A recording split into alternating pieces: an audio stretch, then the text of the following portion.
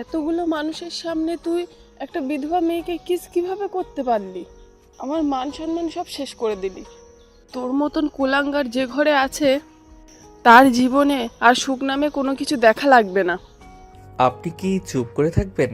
আমি আবারও বলছি, ওই ছেলে যদি আপনার হাত আর একবার ধরে আমি ভেঙে ফেলবো। ফালতু ছেলে, ওর হবু বর ওর হাত ধরতে পারে, তোর এখানে কি সমস্যা? এই রাহেলা, তোমার ছেলেকে সামলাও। আমার আর মান সম্মান খেতে না করো, এইখান থেকে চল। তুই আমার চাকরিটাই খেয়ে দিলি। বস আমার চাকরি রাখবে কিনা আল্লাহ ভালো জানে। আয়ানের আপু টেনে নিয়ে যেতে নিলে আয়ান বলে উঠল, আপনি কি আমাকে সত্যি চিনতে পারছেন না নাকি? আপনি আমাকে চেনেন আর না চেনেন, আপনি এই ছেলেকে কখনোই বিয়ে করতে পারবেন না। এইসব নাটক বন্ধ করেন। রায়হান সাহেব, আপনার ছেলে নিজের লিমিট ক্রস করে ফেলেছে। রেগে নদীর আব্বু গার্ড ইশারা করলে আয়নকে ধরে গার্ডরা মারতে লাগলো। আয়নের আব্বু আম্মু নদীর আব্বু আম্মুর কাছে ক্ষমা চাইতে লাগলো। আয়নের ঠোঁট কেটে রক্ত বের হতে দেখে নদী চিৎকার দিয়ে বলল, গার্ডস, প্লিজ স্টপ। নদীর চিৎকার শুনে গার্ডরা সবাই থেমে গেল। নদীর দিকে সবাই অবাক হয়ে তাকালো। নদী আয়নের দিকে এগিয়ে গিয়ে ওর ঠোঁটে রক্ত মুছিয়ে দিতে দিতে বলতে লাগলো, তুমি এখানে কি শুরু করছো? এখান থেকে চলে যাও। তুমি ছোট মানুষ, এসবের ভেতরে এসো না। আমি খুব তাড়াতাড়ি তোমার সাথে দেখা করব। এখান থেকে চলে যাও। নদীর কথা শুনে আয়ান হাত ধরে সরিয়ে দিয়ে বলল, আমাকে যতটা ছোট মনে করেন আমি অতটা ছোট না।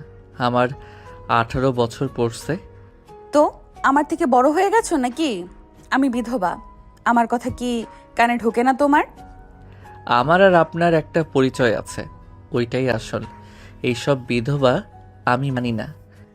So funny. তুমি জানো তুমি কি বলছো? ওইটা একটা অ্যাক্সিডেন্ট। আমাকে আর ওই ছেলেকে দেখছো, আমাদের কত সুন্দর মানাচ্ছে দেখো। নদী কথাগুলো বলে রনির পাশে দাঁড়ালো। রনির হাত ধরতেই আয়ান রাগি বলল, একদম বাজে দেখা যাচ্ছে। ওর হাত ছাড়েন, আমার রাগ হচ্ছে। এই নদী, তুই ওকে প্রশ্রয় কেন দিচ্ছিস? এই গার্ড, ওকে মেরে ঘাড় ধাক্কা দিয়ে বের করে দে। ওই যেন এইবারের আশেপাশে আসতে যেন ভয় পায়। আয়ান, এখান থেকে চল, তুই কিন্তু বেশি বেশি করছিস। আম্মু, হাত ছাড়ো। গার্ড এসে মারতে লাগলো। নদী বলে উঠল, মাইর না খেয়ে এখান থেকে চলে যাও। আয়ান মার খেতে খেতে পড়ে গেল। নদী হাত এগিয়ে দিল। নদী বলে উঠল, গার্ডস, থামেন। কি শুরু করছেন? একদম না, খুব সাহস আমার মেয়েকে স্পর্শ করে। স্যার, আমার ছেলে ছোট, বুঝতে পারে নাই। স্যার, আপনার পায়ে ধরি, ওকে ক্ষমা করে দেন, ওকে ছেড়ে দেন, ও মরে যাবে। আয়নের আব্বু পায়ে ধরতে যাবে, নদীর আব্বু ধাক্কা দিয়ে সরিয়ে দিল। নদী থামাতে বললে কেউ শুনল না। নদী রেগে সোজা আয়ানকে জড়িয়ে ধরল। নদীর শরীরে লাঠির বাড়ি পড়তে নদীর আম্মু চিৎকার দিয়ে উঠল। নদীর আব্বু থামতে বলল। নদী আয়ানকে জড়িয়ে ধরে বলল, কেউ ওর গায়ে হাত দিলে আগে আমাকে মারতে হবে। আয়ান, এই আয়ান, আমার দিকে তাকাও। তোমাকে বললাম চলে যাও। আমার কথা কানে কেন নাও না? আপনি যান।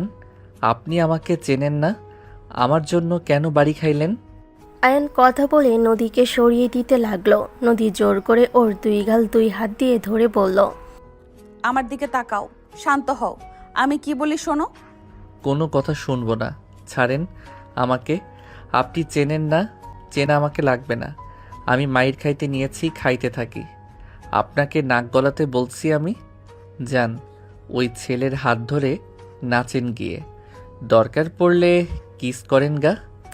আয়নের পাগলামি দেখে নদীর রাগে শক্ত করে নিচের দিকে তাক করে ধমকে সুরে বলল, জাস্ট শাট আপ। কি যাতা বলছো? ওকে আমি কিস করব মানে? করেন গা, আমি কি না করছি নাকি? আর না করার কি? আমি তো হাত ধরতে না করলাম, তারপরও তো আপনি ওর হাত ধরলেন।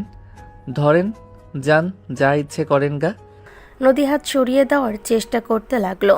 নদী ওর শাড়ির আঁচল মাথার উপর দিয়ে ওর ঠোঁটে কিস করে দিল। নদীর আব্বু আম্মু আয়নের আব্বু আম্মু অন্যদিকে তাকালে। নদীর আব্বু রেগে ফায়ার হতে লাগলো। রনি রেগে নদীর কাছে এসে হাত ধরতে যাবে, আয়ন সাথে সাথে হাত ধরে এক ঝটকায় সরিয়ে দিল। রনি রেগে বলল, নদী, কি হচ্ছে এসব? রনির চিৎকার শুনে নদীর সাথে সাথে আয়না ঠোঁট ছেড়ে দিয়ে শাড়ির আঁচল সরিয়ে দিয়ে রনির দিকে তাকালো। রনির আগে চোখ লাল হয়ে গেল। আয়ান বলে ওঠে, পরে কথা বলি তোমার সাথে। আমার হাজব্যান্ড রাগ করছে, ওর রাগ ভাঙিয়ে নেই। নদীর কথা শুনে সবাই চমকে উঠল। সবাই অবাক চোখে তাকালো। রনি কিছু রেগে বলতে যাবে, তখনই নদী ইশারা করে চুপ থাকতে বলে। আয়নের দিকে তাকিয়ে বলল, রাগ কমছে নাকি আরো লাগবে? জানি না, আপনি জানতো। থাপ্পড় মারবো নাকি? রক্ত পড়ছে, চলো আমার সাথে। যাব না, বাপ এসে মারে আর মেয়ে এসে আদর দেখায়। কে জানে আপনি পাকনা হয়ে গেছেন। এইসব পাকনামি আমার সামনে চলবে না। আর এত বছর পর মনে পড়ছে আমাকে চেনার কথা। মিস করছি, বাট আপনি কোথায় সেটা কে জানে। কেমনে মিস করলে? জানি না, হুট করে একদিন আপনাকে স্বপ্নে দেখি, তারপর থেকে আস্তে আস্তে আপনাকে নিয়ে ভাবতে থাকি। আর স্বামী স্ত্রী ব্যাপার গল্পগুলো পড়তে পড়তে আপনার প্রতি ভালোবাসা তৈরি হয়েছে। পাঠ্য বই পড়ার নাম নাই, এসেছে বই পড়তে। কার বই পড়েন শুনি? সাইমা ইসলাম হ্যাপি গল্পগুলো শুনি। ওনার গল্পগুলো আমার ভালো লাগে। ওনার গল্প শুনলে আমার আপনার কথা মনে পড়ে। সেই আবার কে? চিনবেন না, ওইসব রাখেন। আপনি আমাকে মেনে নিবেন নাকি না? ও, আপনি তো দেখি আমার আব্বুর বসের মেয়ে, কোটিপতি। আমার সাথে তো কোনো সম্পর্ক রাখা তো দূর, প্রশ্নই আসে না। কিন্তু আমিও পড়াশোনা করে একদিন বড় বিজনেসম্যান হব, যদি আপনি আমার পাশে থাকেন। আয়ানের কথা শুনে নদী ফুলকুচকে তাকিয়ে বলল, আমি মেনে নিলে পড়াশোনায় মনোযোগ দিবে? আর কোনো দুষ্টুমি ফাজলামি করবে না? আপনি থাকলে আমি কোনো দুষ্টমি ফাইজলামি করব না। আমি আপনার কাছে পড়তে বসবো, প্রমিস না? আয়নের কথা শুনে কয়েকজন হেসে দিল। নদীর আগে লোক নিয়ে তাকিয়ে বলল, ওই যে শুরু হয়েছে ফাজলামি। প্রমিস না মানে কি? না মানে অল্প অল্প দুষ্টুমি করব, বেশি না। আচ্ছা শোনো, আমি তোমাকে মেনে নিব তুমি ভালো করে পড়াশোনা করলে। আর মাথায় রেখো আমি কিন্তু বিধবা। আপনি আমার বউ, এখন কোনো বিধবা না। আপনি আয়ান তালুকদারের বউ। নদী আয়নের কথা শুনে ভুরকুচকে তাকিয়ে আয়নের ঠোঁটে রক্ত মুছে দিতে লাগলো আর বলল, ঠিক আছে, সব বুঝলাম, বাট মাথায় রাখবে তুমি যে পর্যন্ত ম্যাচুরিটি না হবে ততদিন একদম বুঝতে পারছো আমি কি বলতে চাচ্ছি? আচ্ছা, একটু ভেবে নেই। আয়ন কিছুক্ষণ চুপ করে থেকে ভাবতে লাগলো। রাজি হয়ে নে, পরে কিভাবে পটানো লাগে বুদ্ধি বের করা যাবে। কি ব্যাপার, কি ভাবো? আবার কোনো শয়তানি বুদ্ধি মাথায় আসলো? না না, ভালো কিছু মাথায় এসেছে। আমি সব শর্তে রাজি। ভেবে দেখো। না, ভেবে দেখছি, মেনে নিলাম। আগে তো আপনাকে পেয়ে নেই, তারপর দেখা যাবে। নদী ভুরকুচকে তাকিয়ে বলল, কি বলে? না, কিছু না। ওকে ঠিক আছে। নদী পিছনের দিকে ঘুরে তাকালো। রনি ওর আব্বুর দিকে তাকিয়ে বলল, আমি আগেই বলছি বিয়ে করব না, আমার সমস্যা আছে। আমি বিয়ে করতে পারবো না। বাট তোমরা পার্টির নাম করে এখানে এঙ্গেজমেন্ট করার ব্যবস্থা করছো। বাহ, তোমাদের আর কি বলবো। রনি, আমি তোমাকে বিয়ে করলেও হবে না। আমি অলরেডি বিবাহিত। এই ছেলেকে দেখছো, এটা আমার হাজব্যান্ড। হোয়াট? এই ছোট ছেলে তোমার হাজবেন্ড কিভাবে হয়? তুমি কি পাগল হয়ে গেছো নাকি আমাদের সাথে মজা করছো? নদী, পাগল হয়ে গেছস নাকি তুই? এসব কি উল্টাপাল্টা কথা বলছস? এই ছেলের সাথে তোর কিভাবে বিয়ে হতে পারে? আমাদের কিছু না জানিয়ে কিভাবে বিয়ে করলে তুই? আমি বুঝছি এই এঙ্গেজমেন্ট ভাঙার জন্য এমন করছিস। রনি, সবার সামনে এমন কাজ করলাম, এতে তো তুমি বুঝে গেছো আমি হুট করে একটা ছেলেকে এইভাবে কিছু করব না। তার মানে হোয়াট, কিভাবে সম্ভব? আয়ান, উনি এসব কি বলছে? তুই ওনার হাজবেন্ড কিভাবে হোস? তুই তো আমাকে আগে বলস নাই। আয়ান, এসব কি হচ্ছে? উনি আমার ওয়াইফ, এইটা সত্যি। আয়নের আব্বু রেগে আয়নকে মারতে যাবে, সাথে সাথে আয়নের আব্বু আয়নের আম্মুর হাত ধরে বলল, শান্ত হ। আয়ান, তুই মজা করছিস বলে মনে হচ্ছে না, কিন্তু বাপ, তোর সাথে ম্যামের কিভাবে যায়? ম্যাম তোর কত সিনিয়র? ওনার বয়স 26 আর তোর বয়স 18। কত বছরের ব্যবধান, আর তোদের কথা শুনে মনে হচ্ছে অনেক আগে থেকে পরিচয়। অনেক আগে থেকে পরিচয় হলে তোর আর ওনার সাথে তো কখনোই রিলেশন হওয়া সম্ভবই নয়, কারণ তখন তোকে কেউ মজা করে কিছু বললে রেগে গেছোস। আয়নের আপুর কথা শুনে আয়ান বলে ওঠে, আমাদের বিয়ে একটাই অ্যাক্সিডেন্ট। উনি আমাকে বিয়ে করতে চায় নাই, উনি আমাকে বাঁচানোর অনেক চেষ্টা করছে, বাট ওইখানকার মানুষজন আমাদের জোর করে বিয়ে দিয়েছিল। আয়নের কথা শুনে ওর আম্মু রেগে বলে, পাগল কুত্তাই কামড়াইছে আমারে, যে তোর উল্টোপাল্টা কথা বিশ্বাস করব। মানুষের খেয়ে কাজ নাই যে তোদের বিয়ে দিয়ে দেবে। আসল কাহিনী বল। আমিও ওনার সাথে একমত। নদী, আসল কাহিনী বল। ওই ছেলে তোর 8 বছরের ছোট, ওর সাথে কিভাবে তোর বিয়ে হয়? আব্বু, আমি ভার্সিটি থেকে ট্যুরে গেছিলাম। ওদের স্কুলের পাশে আমাদের ক্যাম্পিং ছিল। আমার ফ্রেন্ডদের সাথে ওর কয়েকটা ফ্রেন্ডদের সাথে মিল হয়। ওই একটু দুষ্টু প্রকৃতির ছিল, সহজে সবার সাথে মিশে যেত। আমাদের ম্যামদের সাথে ভালো সম্পর্ক তৈরি হয়েছিল। ওই নুডলস রান্না নাকি পারে, সবাই মিলে মজা করে বলেছিল আমাদের জন্য নিয়ে আসার জন্য। তো ওই একদিন নিয়ে আসে, সেদিন সবাই ঘুরতে গিয়েছিল, শুধু আমি ছিলাম। ওই আমাকে জোর করে খাওয়াতে নিয়েছিল। আমি মজা করছিলাম, পেছন থেকে কেউ পিক তুলে এমনভাবে তুলেছে দেখে মনে হয়েছিল আমরা উল্টাপাল্টা কাজ করছি। মেম্বারকে জানালে সবাই এসে জোর করে বিয়ে দিয়ে দেয়। তুই আগে কেন বলস নাই? এত কিছু হয়ে গেছে আর ওনারা আমাকে একবার জানানোর প্রয়োজন মনে করলো না? ওনারা সবাই ভয় পেয়ে গেছিল। তুমি জানলে যে ওনাদের চাকরি থাকতো না, তাই ওনারা ভয় বলে নাই। নদীর আপু রাগে হাত মুঠো করে নিল। নদীর আম্মু বলে উঠল, এখান থেকে চল। আয়ান, এখান থেকে যাব না গেলে বউকে নিয়ে যাব। এই বিয়ে আমি মানি না, আবার আমার মেয়েকে বউ বলস? আপনি মানলে কি আর না মানলে কি? আমার বউ মানলে আমার চলবে। আয়নের কথা শুনে নদীর আপু রেগে মারতে আসবে। নদী ধরে ফেলো। রনি রেগে বলে, আঙ্কেল, আমি আর এক মুহূর্ত এখানে থাকবো না। একে তো আপনার মেয়ে বিধবা, সব জেনে আমি বিয়ে করতে রাজি হয়েছিলাম, আর এখন কিনা এখানে এভাবে নিয়ে এসে অপমান করলেন। আব্বুমু এখানে থাকবে নাকি যাবে? রনি, চুপ করেন, আমাকে একদম ধমক দিয়ে কথা বলবেন না, যত সব। আম্মু দাঁড়িয়ে থাকবে নাকি যাবে?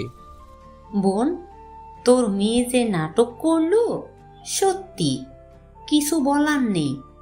আমাদের এভাবে অপমান না করলেও পারতি। আমার ছেলে তোর বিধবাকে বিয়ে করতে চাইছিল, এইটাই তোদের সৌভাগ্য। আর সেখানে তোর মেয়ে কিনা, ছি, তোর মেয়ে আসলে খারাপ। ওই যেখানে যায় সেখানে ঝামেলা হয়। জামাইকে 2 বছরে খেয়ে ফেললো, আবার এক জায়গায় গেছে ওই পিচ্চি ছেলেটার জীবন নষ্ট করে দিল। ভাগ্য ভালো আমার ছেলের সাথে বিয়ে হয় নাই, বিয়ে হইলে আমার ছেলে খাইতো। নদীর চোখে পানি দেখে আয়ন রাগে বলে উঠল, জোকার মার্কা ছেলেকে নিয়ে এসে আবার বড় বড় কথা। আমার বউয়ের নখের যোগ্য না, এসেছে আবার বিয়ে করতে। যে না ছেলে নাম রাখছে পিয়ারা। আয়নের কথা শুনে সবাই পিছনের দিকে তাকালো। রনি রেগে মারতে আসতে লাগলো। আয়নের আম্মু বলে উঠল, আয়ান চুপ কর, ওনার ব্যাপারে নাক গলাবি না। কিসের চুপ থাকবো? আমার বউকে অপমান করবে এই কালনাগিনী আন্টি, আর আমি চুপ করে থাকবো নাকি? আয়নের কথা শুনে কয়েকজন মিটিমিটি হাসতে লাগলো। রনি রেগে আয়ানকে মারতে যাবে। আয়ান সাইড কেটে সোজা পায়ের পিছনে মেরে বসিয়ে দিল। সবার চোখ বড় বড় হয়ে গেল। রনি রেগে বলল, তোকে আমি মেরে ফেলবো। তোর এত বড় সাহস, আমাকে মারোস? এই চুপ থাকেন কালনাগিনীর পোলা। আয়ান, বিয়াদবির লিমিট ক্রস করিস না। ওনাদের কাছে ক্ষমা চা। চাইবো না। আমি কেন ক্ষমা চাইবো? আমার বউকে অপমান করবে আর আমি তাদের কাছে ক্ষমা চাইবো? এইটা কখনোই সম্ভব না। বেয়াদব ছেলে, তোর এত বড় সাহস, আমাকে কালনাগিনী বলস, আবার আমার ছেলেকে মারস? এই তোরা তাকিয়ে কি দেখছস? ওই পিচ্চিকে মার। কয়েকজন ছেলে এগিয়ে আসতে নিলে নদী সোজা আয়ানের সামনে গিয়ে দুহাত দিয়ে দুদিকে থামানোর জন্য বলল, খালামুনি অতিরিক্ত বুঝবেন না, কেউ যদি ওর গায়ে হাত তোলো আমি তাকে ছাড়বো না। আয়নের কথা শুনে নদী মুগ্ধ হয়ে গেল। আয়ান নদীর কোমর ধরে সাইডে রেখে বলল, বউ সাইডে থাকেন, এখন দেখি কে মারে আমাকে। আয়ান নদীকে সরিয়ে দিল। আয়ন ছেলেগুলোর সাথে মারামারি করতে লাগলো। নদী ঠেকাতে যাবে, আয়নের আম্মু হাত ধরলে নদী তাকিয়ে বলল, আন্টি আমার হাত ছাড়েন, ওকে মেরে ফেলবে ওরা। এখানে দাঁড়াও। আয়নের আব্বু কিছু বলো। বৌমার সম্মানের ব্যাপার, সবগুলোকে মেরে ফেলে রাখ, বাকিটা আমি দেখে নেব। নদীর আব্বু আম্মু নদী অবাক হয়ে তাকালো। আয়ন এক এক করে মেরে মাটিতে বসিয়ে দিল। সবার চোখ ছানা বড়া হয়ে গেল। আয়ন খালামণির কাছে গিয়ে বলল, আমার বউয়ের নামে বদনাম করলে মুখে কথা বলার অবস্থায় থাকবে না। আয়ন কথাগুলো বলে চলে যেতে লাগলো। নদী আয়নের কাছে এসে বলল, অনেক শক্তি হয়েছে দেখছি, তা ওদের হাতে কেন মার খাইলে? আব্বু ছিল তাই। আঙ্কেল ছিল জন্য। ওর আব্বু ওকে মারামারি করতে নিষেধ করেছিল, যার কারণে ও মারামারির ভিতরে যায় না। মারামারি শিখা লাগবে না, চলো বাসার ভেতরে, তোমার ক্ষত স্থানগুলো ব্যান্ডেজ করে দেই। না, যাব না, আঙ্কেল আন্টি আমাকে মেনে নেয় নাই। ওনারা যেহেতু আমার আব্বুর বস হয় তাই সেই খেতে দূরে থাকা ভালো। বাট আপনি আমার স্ত্রী, আপনি আমার সাথে চলেন। আমি যেতে পারবো না, আমার অফিস এখান থেকে কাছে, আর গুরুত্বপূর্ণ সবকিছু এখানে তোমার বাসায় যাওয়া সম্ভব না, তুমি এখানে থেকে যাও। আয়নের ফোন বেজে উঠল। আয়ন বলে ওঠে, আমি এখন বের হব। কোথায় যাবে? ভেতরে চলো। না, রাকিব সাব্বির আসছে, ওদের নিয়ে আসতে যাব। রকি সাব্বির এখন কোথায় থাকে? ওইখানে ছিল 3 দিন আগে আমার সাথে ভার্সিটিতে ভর্তি হয়েছে। এখন 3 জন হোস্টেলে থাকবো। কোন ভার্সিটিতে ভর্তি হয়েছো? আপনাদের। আমাদের ভার্সিটিতে? ওকে থাকেন, আর আব্বু আম্মু বাসায় যাও, আমি হোস্টেলে চলে যাব। আর হ্যাঁ, আমি এখান থেকে যাওয়ার পর আমার বাপ মাকে কেউ অপমান করলে তার কপালে দুঃখ আছে। আয়ন নদীর কপালে চুমু দিয়ে দৌড়ে চলে গেল। নদী কিছুটা লজ্জা বোধ করলো। নদী আয়নের আব্বু আম্মুর দিকে তাকিয়ে বলল, uncle aunty, I am sorry, আমার জন্য আপনাদের অপমানিত হতে হইল। ম্যাম, সরি বললেন না, এখানে আপনার দোষ নাই, আমার ছেলেটাই ঝামেলা তৈরি করে সব জায়গায়। বিয়াই, আপনার ছেলে ঝামেলা করলেও আমি আপনার ছেলেকে মেয়ের জামাই হিসেবে মেনে নিয়েছি। আমার মেয়ের জন্য একদম পারফেক্ট। কি যাতা বলছো? ঠিক বলেছি। আমি চেয়েছি আমার মেয়ের লাইফ এমন কেউ আসুক যে আমার মেয়ের বিপদে আপদে পাশে থাকবে। আমার বোন এতগুলো কথা বলল, এখানে এতগুলো মানুষ, একজন মানুষও প্রতিবাদ করে নাই। আমি মা হিসেবেও কিছু বলতে পারি নাই, আর সেখানে ওই যোগ্য স্বামী হিসেবে দায়িত্ব পালন করেছে। নদী, আমি তোকে বলছি, আয়নকে দূরে সরিয়ে দিস না। ছোট হয়েছে তো কি হয়েছে, হাজব্যান্ড হিসেবে যে তোকে কেয়ার করতে পারবে, ভালোবাসতে পারবে, সেই বড় হোক ছোট হোক ওটাই কোনো ব্যাপার না। কেয়ার করা, ভালোবাসাটাই মেন। নদীর আম্মুর কথা শুনে নদীর চাচি বলে উঠল, একদম ঠিক কথা বলেছেন ভাবি। আয়ানকে আমিও মেয়ের জামাই হিসাবে মেনে নিয়েছি। এই রনির থেকে 1000 গুণ বেটার আছে। সুদর্শন, স্মার্ট, সব দিকে পারফেক্ট আছে। খালা রাগী লোক নিয়ে তাকালে নদীর চাচি মুখ ভেঙচি দিল। আয়নের আব্বু বলল, ক্ষমা করবেন স্যার, আমার ছেলে ছোট হলেও দায়িত্ববান আছে। উনি আমার ছেলের বউ সেহেতু আমার ছেলের বউকে জোর করে বিয়ে দেওয়ার চিন্তাও করেন না। আমার ছেলের পাল্লায় পড়ছে ও ভালোই খারাপের খারাপ। আমি চাইলেও ওদের দূরে রাখতে পারবো না। আমার ছেলে একবার যে জিনিসের প্রতি আগ্রহ দেখায় সেটাই নিজে করে ছাড়ে। এটাই ছোট থেকে ওর জিদ বেশি। বৌমা ভালো থেকো। দুজন সালাম দিয়ে চলে গেল। এদিকে আয়নুর বন্ধুদের সাথে কুশল বিনিময় করলো। রাকিব বলে ওঠে, এই অবস্থা কেন তোর? তোকে কে মেরেছে? ওই অনেক বড় কাহিনী, বাইকে উঠে 2 জন। দুজন বাইকের ওপর উঠল। রাকিব বললে উঠল, তুই তো তোর আব্বু আম্মুর সাথে বসের পার্টিতে গেছিলি, তা কি এমন হলো যে এমন অবস্থা হলো? ভাই, ওইখানে গিয়ে আমার অনেক বড় লাভ হয়েছে। যেতে চাচ্ছিলাম না, জোর করে আব্বু নিয়ে গেল। গিয়ে ভালোই হয়েছে। আব্বুর বসের মেয়ে নদী। আয়নের কথা শুনে সবাই চমকে উঠল। আয়ন সব খুলে বলতে বলতে হোস্টেলে চলে আসলো। তিনজন বাসার ভিতরে গেল। দুজন লাগেজ রেখে বলল, হে হে, তাই বলে নদী আপু সবার সামনে তোকে কিস করলো? আহা, কি রোমান্টিক সিন। ধুর, মজা নিবি না? যাই হোক, কী খাবি বল, অর্ডার দেই। ওকে, হাসবো না, যা বিরিয়ানি। এখানে তেহেরিটা বেশি মজা, ওইটা অর্ডার দেই। ওকে। আয়ন অর্ডার দিয়ে দিল। রাকিব সাব্বির ফ্রেশ হয়ে খাটে বসলো। আয়ন ওয়াশরুমে গিয়ে গোসল করে আসলো। রাকিব বলে ওঠে, ভালো মার দিয়েছে তোকে। মজা নিচ্ছিস? আরে না, আচ্ছা ফার্স্ট বক্স আছে নাকি? আছে, ওয়েট। আয়ন বের করে দিলে সাব্বির আর রাকিব মিলে আয়নকে ব্যান্ডেজ করে দিতে লাগলো আর মুভ লাগিয়ে দিতে লাগলো। 5 দিন পর আয়ন রাকিব সাব্বির কথা বলতে বলতে ভার্সিটির যেতে লাগলো। হুট করে আয়নের সামনে একজন বাইক থামালো। আয়ন রাকিব সাব্বির ভুরকুচকে তাকালো। হেলমেট খুললে আয়ন বলল, দ্যাট, এভাবে কেউ বাইক থামায়? আর একটু হইলে লেগে যেত। 5 দিন আমি যে ভার্সিটিতে আসি নাই, তোর কোনো খোঁজ খবর নাই? তুই নাকি নতুন বন্ধু পাইছস, আমাদের পাত্তা দেওয়ার সময় পাস নাই? নতুন না, আমার স্কুল ফ্রেন্ড। ও, তুই তো বলছিলি ওরা এখানে ভর্তি হবে। হাই। আসসালামু আলাইকুম। ওয়ালাইকুম আসসালাম। এই তোর বন্ধুদের নিয়ে চল। যাব। আম্মু আব্বুর বিবাহবার্ষিকী, আমি ওনাদের সারপ্রাইজ দিব। আমাকে সাহায্য করা লাগবে, আমি একা সব করতে পারবো না। আর আম্মু তোকে দেখলে খুশিই হবে। আচ্ছা, বাকিরা আসবে নাকি? তুই তাহলে তোর বন্ধুদের নিয়ে আয়। তুই যা। আর সব কিনতে হবে নাকি কাউকে দায়িত্ব দিয়েছ? ওদের দায়িত্ব দিয়েছি, তোরা শুধু সাজিয়ে দিতে হেল্প করবি। ও আচ্ছা। তুলি চলে গেল। আয়ন রাকিব সাব্বির চলে গেল। তিনজন ভাড়া বাসায় গিয়ে গোসল করে খাবার খেয়ে বাইক নিয়ে বের হয়ে গেল। তিনজন বাসার ভিতরে গিয়ে বাইক থামাতে আয়নের বাকি ফ্রেন্ডরা আসলো। আয়ন দুইজনকে সবার সাথে পরিচয় করিয়ে দিল।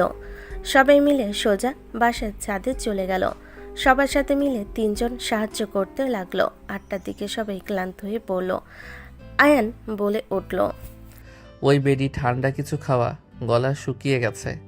তুই আয়, আর বাকিরা থাক, তোদের দেখলে আম্মু সন্দেহ করবে। দোস্ত, আমি আসি। আয়। তিনজন কথা বলতে বলতে নিচে যেতে লাগলো। তিনজন নিচে নামতেই তুলির আম্মু বলল, আরে আয়ান, তুমি?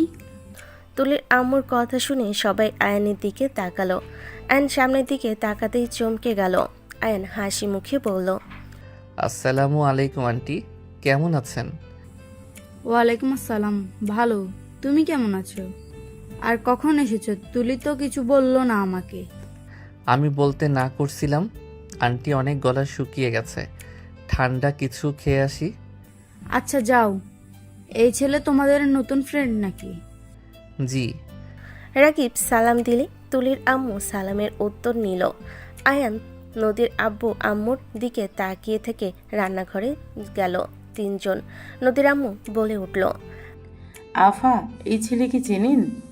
হ্যাঁ, তুলির ফ্রেন্ড, অনেক ভালো একটাই ছেলে। ও আচ্ছা। আয়ান রাকিব তুলি দুষ্টামি করতে করতে রান্নাঘর থেকে বের হইলে আয়ান বলে ওঠে, আন্টি, আপনার মেয়ে আমার কি অবস্থা করে দিল। আয়ানের কথা শুনে তুলির আম্মু হেসে দিল। তুলির আম্মু বলে ওঠে, আয়ানকে এভাবে ভিজিয়ে দিছস কেন? আম্মু আমাকে আগে দিয়েছে, আমি স্পিড খাচ্ছিলাম, ওই বোতল নিচে ধরে আমাকে আর রাকিবকে ভিজিয়ে দিয়েছে। ইয়ে মানে আন্টি, আমি কিছু করি নাই, আমাকে একটু দিচ্ছে না দুইজন, তাই আর কি। মিথ্যা বলিস না। তুলির আম্মু হাসতে লাগলো। আয়ান তুলির ওড়না দিয়ে মুছে দৌড়ে চলে গেল। 10টার দিকে আয়ান রাকিব সাব্বির তিনজন রেডি হয়ে গিফট নিয়ে আসলো। আয়ান সাব্বির রাকিব ছাদে উঠে সোজা তুলির আব্বু আম্মুকে অভিনন্দন জানিয়ে গিফট দিয়ে বলল, আমার তরফ থেকে ছোট gift. Thank you so much এত সুন্দর করে সাজিয়ে দেওয়ার জন্য। আমি একটু বুঝেছিলাম দুষ্টুগুলো কোনো কিছু করছে। সবাই হেসে দিল। আয়নের গালে হাত বুলিয়ে দিল। আয়ান সাইডে তাকাতেই আয়ান কিছু বলার আগেই রাকিব সাব্বির নদীর সামনে গিয়ে বলল, আসসালামু আলাইকুম। ওয়ালাইকুম আসসালাম। কেমন আছিস দুই ফাজিল? ভালো আপু, আমরা কিন্তু আর ফাজিল নয়, আমাদের মতো ভদ্রপোলা একটাও পাবে না। রাকিবের কথা শুনে নদী দুজনের কান ধরে বলে, তাই না? এ মানে আপু ছাড়ো, লাগছে। এই তোমরা আপুকে চেনো? হ্যাঁ আপু, এখনো? হ্যাঁ আপু, এখানে তুলে কি হয়? আমার কাজিন। ও আচ্ছা। আচ্ছা সবাই চলো আম্মু আব্বুর সামনে। তুলির কথাই সবাই গিয়ে কেকের পাশে দাঁড়িয়ে গেল। আয়ন নদীর দিকে তাকিয়ে থাকতে লাগলো। নদীর চোখ পড়তে আয়ন চোখ মারল। নদী ভুরু কুচকে তাকালো। আয়ন ফ্লাইং কিস করলো। নদী মনে মনে হাসতে লাগলো। নদীর আব্বুর চোখে পড়ল, উনি চোখ সরিয়ে নিল। তুলির আব্বু আম্মু কেক কাটতে লাগলো। কেক কেটে তুলি নদীর আব্বু আম্মু নদীকে খাওয়াই দিতে লাগলো। আয়নের সাথে ওর ফ্রেন্ডরা সবাই খাওয়া দিতে লাগলো। আয়নের সব বন্ধুরা দুষ্টামি করে কেক একে অপরের গালে লাগিয়ে দিতে লাগলো। সবাই মজা করতে লাগলো। হুট করে একটা ফ্রেন্ড নদীর গালে দিতে যাবে, সাথে সাথে আয়ন হাত ধরে বলল, দূরে যা, ওনাকে ধরবি না। আয়নের কথা শুনে ওর ফ্রেন্ডরা বলল, সবাই তো সবাইকে দিচ্ছে, আপুকে দিতে দে, হাত সরা। দূরে থাকতে বলছি না, দূরে যা। আমার রাগ তুললে ছাদ থেকে ফেলে দিব। আয়নের কথা শুনে ভয়ে চলে গেল। সবাই নদীকে দিতে আসলে আয়ন নদীকে প্রোটেকশন দিতে লাগলো। সবাই নদীকে না দিতে পেরে আয়নের সারা মুখ দিয়ে ভরিয়ে দিতে লাগলো। সবাই মজা শেষ করে সবাই মুখ ধুইতে চলে গেল। খাবার খেতে সবাই নিচে গেল। তুলি আয়নকে বলল, শালা তুই কি আমার বোনের উপরে ক্রাশ খাইছস নাকি? লাভ নাই, আপুকে পটাতে পারবি না কখনোই। তাই নাকি? পটিয়ে নিব তোকে, অত ভাবা লাগবে না। পারলে কর যা। ওকে থাক, এখন প্রপোজ করি। আয়ন একটা গোলাপ নিয়ে সোজা নদীর পিছনে দাঁড়িয়ে নদীর কাঁধে হাত দিয়ে নদীকে ঘুরিয়ে কিছু বলবে, তখনই আয়ন হাঁটু গেড়ে বসে বলল, ভিড়ের মাঝে তুমি আলাদা, একটু অন্যরকম আলো। তোমায় দেখলেই মনটা কেন জানি ভালো লাগে। আজ সবার সামনে একটা কথা বলি সত্য করে, তুমি কি আমার ক্রাশ হয়ে থাকবে জীবনের পথে পথে? আয়নের কথা শুনে সবাই অবাক হয়ে গেল। নদী লজ্জা পেয়ে গেল। রাকিব শীষ বাজালো। তুলি তাড়াতাড়ি টান দিয়ে আয়নকে বলল, শালা কি করলি? আপু প্লিজ রাগ করো না, আসলে ও বুঝতে পারেনি। ওই আসলে যা বলে সোজা সাপটা। আপু প্লিজ রাগ করো না। এই কুচুর দল, কি করলি তুই? আপু উঠে, আপু আসে না আর তুই কিনা তাকে হ্যারাসমেন্ট করছিস। ধুর কচু ছাড়। আয়ন তুলিকে সরিয়ে দিয়ে বলল, বৃষ্টি যেমন ভালোবাসে মাটি, আমি তেমন তোমার সাথী। জীবনের সব রং মিলে থাকতে চাই তোমার হৃদয় জুড়ে। আমার ফুলটা গ্রহণ করে নেন না। তুলির আম্মু কিছু বলতে যাবে, সাথে সাথে রাকিব বলল, আপু নিয়ে নাও, আর দেরি করো না, আবার এর মাথা গরম হয়ে যাবে, তখন আমাদের বিপদ হয়ে যাবে, নিয়ে নাও। তুলির আম্মু রেগে যেয়ে বলতে যাবে, সাথে সাথে নদী গোলাপটা নিয়ে নিল। লজ্জায় বলে উঠল, ফাজিল ছেলে, এতগুলো মানুষের ভেতরে এইভাবে কেউ বলে? ফাজলামি বন্ধ করে এখান থেকে খেয়ে বাসায় গিয়ে পড়তে বসবে। নদীর কথা শুনে নদীর আব্বু আম্মু রাকিব সাব্বির বাদে সবাই অবাক হয়ে তাকিয়ে থাকলো। আয়ান উঠে বলল, দেখ, সব কিছুতে এত পড়া টেনে নিয়ে আসেন কেন? এত সুন্দর করে প্রপোজ করলাম, অন্য কোনো মেয়েকে করলে আদর করে আই লাভ ইউ বলতো। নদী রাগে লুক নিয়ে তাকিয়ে বলল, অন্য মেয়ের মুখে আই লাভ ইউ ডাক শুনতে মন চাইছে নাকি? নদী রেগে যেতে দেখে আয়ান বলে উঠল, আরে না, মজা করছি। সরো সামনে থেকে। আপু তুমি কি আয়নকে চেনো? তুমি তো একটুও রাগ করলে না। রাগ কেন করবে?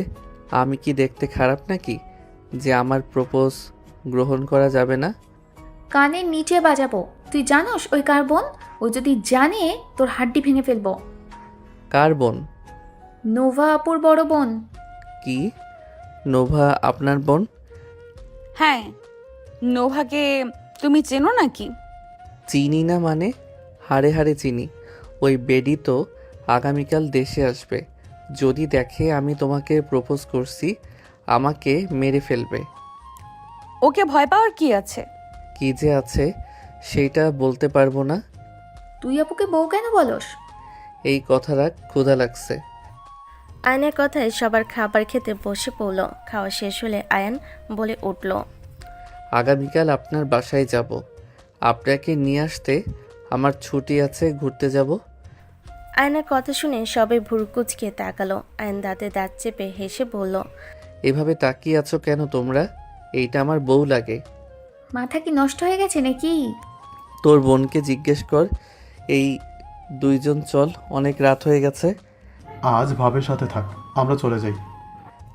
কানের নিচে বাজামো ফাজলামি করলে। আমাদের বাসায় চলো তোমরা। আয়ন অবাক হয়ে তাকিয়ে বলল। আয়ন খুশি হয়ে বলল, আন্টি আপনি বলতেছেন কি যেন বলেন? আমার মনে হয় ভুল শুনলাম। ফাজিল, যা শুনছো ঠিক শুনছো। আয়ন খুশি হয়ে বলল, শাশুড়ি আম্মু আমাকে কি মেয়ের জামাই মেনে নিয়েছেন? আয়নের কথা শুনে নদীর আম্মু হাসি দিয়ে বলল, হ্যাঁ। তাহলে তো আরও ভালো। ওকে আমি সকালে চলে আসব। টাটা শাশুড়ি আম্মু। আপনার মতো শাশুড়ি সবার ঘরে ঘরে হোক। আয়ন কথাগুলো বলে সাথে সাথে তুলির আব্বু আম্মু থেকে বিদায় নিয়ে তিনজন বের হয়ে গেল। নদী সবার সাথে কথা বলতে যাবে, হুট করে আয়ন এসে বলল, বউ নাম্বার দেন। নদী ফোন নিয়ে ফ্রেশ হয়ে সামনে ধরে লক খুলে নাম্বার বের করে সেভ করে। হুট করে নদীর গালে কিস করে দৌড়ে চলে গেল। নদীর আব্বু রেগে বলল, বেহায়া একটা ছেলে। চুপ করো, ওর বউকে ওই কিস করছে, তাতে তোমার কি সমস্যা? তোমাকে কি বলছে ওদের দিকে তাকাতে? আপু, তাহলে সত্যিই তুমি ওর ওয়াইফ? বাট এমনি কি? আয়ন তো কখনো কিছু বলেনি। আর ওর সাথে তোমার বিয়ে কিভাবে হয়? ও তো আমার সাথে তোমার 8 বছরের ছোট। সে অনেক কথা, পরে এক সময় বলবো। আচ্ছা, ওই পড়াশোনা কেমন করে? নাকি পড়াশোনা বাদ দিয়ে দুষ্টুমিতে মেতে থাকে? তুলি কিছু বলতে যাবে, সাথে সাথে একজন বলে ওঠে, ভাবি ওই পড়ে না, সারাদিন ভার্সিটিতে গিয়ে আড্ডা দেয়। কোথায় মারপিট আছে, কে প্রেম করে বিয়ে করবে, ওই সবের গুরু সেই। তুলি রাগী লুক নিয়ে তাকালো। ওর বন্ধুরা বিদায় নিয়ে চলে গেল। ওদিকে তিনজন বাসেই চলে গেল। অ্যান্ড বাইকে চাবি রেখে শার্ট খুলে ফুল পাওয়ারে ফ্যান দিলেও রাকিব বলে উঠল, তোর শাশুড়ি তোকে মেনে নিয়েছে, এখন তো হালা তুই ঘন ঘন ওইখানে যাবে। হি হি, তা তো যাবই। বউটার সাথে আর একটু ভাব জমিয়ে নেই। বাসরটা করি নাই, কত স্বপ্ন আছে। এই হালা, স্বপ্নে যাস না। বউ আছে, আগামীকাল চলে যাস তার কাছে। আমাদের বউ অনেক, যে বউকে আদর করবো। শালা ঘুমা। আয়ন ওয়াশরুম গিয়ে ফ্রেশ হয়ে প্যান্ট পাল্টিয়ে নিয়ে আয়ন খাটে এসে ঘুমিয়ে গেল। সকালে ঘুম ভাঙলে আয়ন ঘড়ির দিকে তাকিয়ে দেখে 8টা বেজে গেছে। আয়ন লাফ দিয়ে উঠে তাড়াতাড়ি করে গোসল করে রেডি হয়ে রাকিব সাব্বিরকে বলল, দোস্ত দরজা লাগিয়ে দে, আমি বাহিরে যাচ্ছি। যা। আয়ান চলে গেল। সাব্বির দরজা লাগিয়ে দিল। আয়ন বাইক নিয়ে সোজা নদীদের বাসায় চলে গেল। গেটের সামনে গেলে দারোয়ান আয়নকে দেখে গেট খুলে সালাম দিল। আয়ন সালামের উত্তর দিল হাসি দিয়ে। দারোয়ানও হাসি দিল। আয়ন বাইক ভিতরে রেখে বাইক নেমে সোজা সদর দরজার কাছে চলে গেল। কলিং বেল বাজাতেই কাজের লোক দরজা খুলে দিল।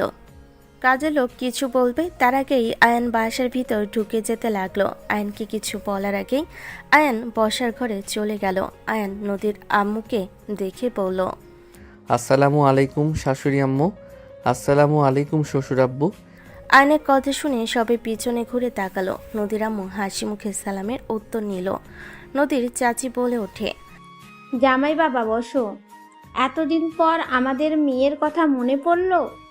ইয়ে মানে আন্টি, মনে তো পড়ে, বাট শ্বশুর আব্বু যে চেহারা দেখলে ভয় লাগে। আয়নের কথা শুনে নদীর আম্মু চাচা চাচি মিটিমিটি হাসতে লাগলো। নদীর আব্বু রাগী লোক নিয়ে তাকালে তিনজন হাসি থামিয়ে চুপ হয়ে গেল। আয়ন বলে ওঠে, আমার বউয়ের রুমটা কোন দিকে? কাজের মহিলা মিটিমিটি হেসে হাত দিয়ে ইশারা করলে আয়ন সিঁড়ি পেয়ে চলে গেল। আয়ন ইশারা করলে চাচি বলে ওঠে, 6 নাম্বার রুমে দেখো। আয়ান রুম গুনে 6 নম্বর রুমের সামনে গিয়ে দরজা ধাক্কা দিলে দরজা লক খুলে ভিতরে প্রবেশ করলো। ভিতরে গেলে আয়নের চোখ বড় বড় হয়ে গেল। নদীর দিকে তাকিয়ে ক্রাশ খেয়ে গেল। আয়ন আস্তে আস্তে নদীর কাছে গেল। নদীর পায়ের কাছে বসে দুপা কোলের উপরে নিয়ে হাত বোলাতে লাগলো। নদী চমকে উঠল, থাপ্পড় মারতে যাবে, সাথে সাথে আয়ন হাত ধরে ঠোঁটে কিস করে দিল। নদী হাঁ হয়ে গেল। নদী তাড়াতাড়ি করে পা সরিয়ে নিয়ে বলল, ওই ফাজিল, এখানে কি করছো? আর এইভাবে আমার পায়ে পড়ছো কেন? আয়ন নদীর পা দুইটা টান দিয়ে নিজের কাছে নিয়ে এসে বলল, আপনার পা দুইটার উপরে ক্রাশ খেয়েছি। আপনি যদি অনুমতি দেন তাহলে আমি একটু আপনাকে ভালোভাবে দেখতাম। আয়নের কথা শুনে নদী লজ্জায় রাগী লোক নিয়ে পা সরিয়ে নিয়ে বলল, থাপ্পড় মারবো। একদম কাছে আসার চিন্তাও করবে না। পড়াশোনা ভালোভাবে করো, ভালো রেজাল্ট করলে আমাকে পাবে। ইন্টার পরীক্ষায় ভালো রেজাল্ট আনতে পারলে আমিও তোমার সাথে ভালো ব্যবহার করব। ধুর, ভালো লাগে না। সব সময় পড়াশোনার কথা বলো কেন? বউ হও, রোমান্টিক কথা বলবে, তা না খালি পড়া করো। আমার জামাই যে বিশ্ব পড়াচোর সেটা আমি খুব ভালো করেই জানি। শোনো, পড়াশোনা ছাড়া আমার কাছে কোনো মূল্য নাই। জামাই থেকে পড়াশোনা আগে নাকি? হ্যাঁ, তাই মনে করো। দেখ, থাকো তুমি তোমার পড়াশোনা নিয়ে, আমি আর আসবই না। আয়ন চলে যেতে নিবে। নদী টান দিয়ে খাটে বসিয়ে দিয়ে বলল, আমার ঘুম ভাঙলে কেন যদি চলে যাও? ঘুম ভাঙছি, ভালো করছি। আমার বই নিয়ে এসে দিয়ে যায়, বই ধরে বসে থাকেন। আয়ন চলে যেতে নিবে। নদী টান দিয়ে খাটের উপরে ফেলে দিয়ে আয়নের উপরে উঠে দুই হাত খাটের সাথে চেপে ধরল। আয়নের চোখ নদীর বুকের দিকে গেলে আয়ন নিজেকে কন্ট্রোল করতে কষ্ট হতে লাগলো। নদী বলে ওঠে, বই নিয়ে থাকবো, বইয়ের সাথে আমার এইটাও লাগবে। নদী কথাগুলো বলে ঠোঁট জোড়া নিজের দখলে নিয়ে নিল। আয়ন নদীকে নিচে ফেলে নদীর শাড়ির আঁচল একটানে সরিয়ে দিয়ে কিস করতে লাগলো। নদীকে মাতাল করে দিতে লাগলো। আয়ন শার্ট খুলে ফেলতে যাবে, সাথে সাথে নদী বলল, দরজা লাগিয়ে দিয়ে আসো। আয়ন পিছনে তাকাতে দেখে দরজা খোলা। আয়ন লাফ দিয়ে নেমে তাড়াতাড়ি করে গিয়ে দরজা লাগিয়ে দিল। আয়ন পিছনে ঘুরে নদীর দিকে যেতে লাগলো আর শার্ট প্যান্ট খুলতে লাগলো। খুলে ফেলে দিয়ে নদীর কাছে গিয়ে ঝাঁপিয়ে পড়ল। নদী আয়নের স্পর্শে কেঁপে কেঁপে উঠতে লাগলো। নদী আয়নের উপর ঝাঁপিয়ে পড়ল। দুজন হারিয়ে গেল সুখের সাগরে। বাকিটা ইতিহাস। অনেকক্ষণ পর দুজন ক্লান্ত হয়ে গেল। আয়ন নদীর বুকের উপর শুয়ে পড়ল। নদী আয়নের দিকে তাকাতেই লজ্জা পেতে লাগলো। নদীর ফোন বেজে উঠলে নদী ফোনটা হাতে নিল। কল রিসিভ করে একজন বলে উঠল, আসসালামু আলাইকুম ভাবি। ওয়ালাইকুম সালাম। সাগর?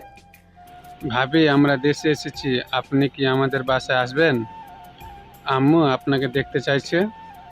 আমি আসছি, আম্মুকে কিছু বলো না। ওকে ভাবি। নদী কল কেটে দিল। নদী আয়নের দিকে তাকাতেই নদী এক ঝটকায় সরিয়ে দিল। আয়ন খাট থেকে পড়ে গেল। আয়ন নদীর দিকে তাকিয়ে বলল, এইটা কি করলেন? আর ব্যথা পেলাম না। এভাবে কেউ ধাক্কা দেয়?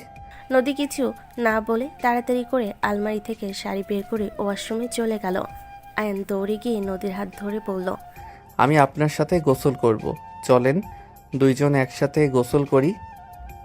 আয়ন ভিতরে জোর করে ঢুকতে যাবে। নদী ধাক্কা দিয়ে সরিয়ে দিয়ে বলল, দূরে থাকো, এখান থেকে চলে যাও। চলে যাব মানে? এমন কেন করছেন? আমার থেকে দূরে থাকো। এই বাসায় আর আশা লাগবে না, এখান থেকে চলে যাও।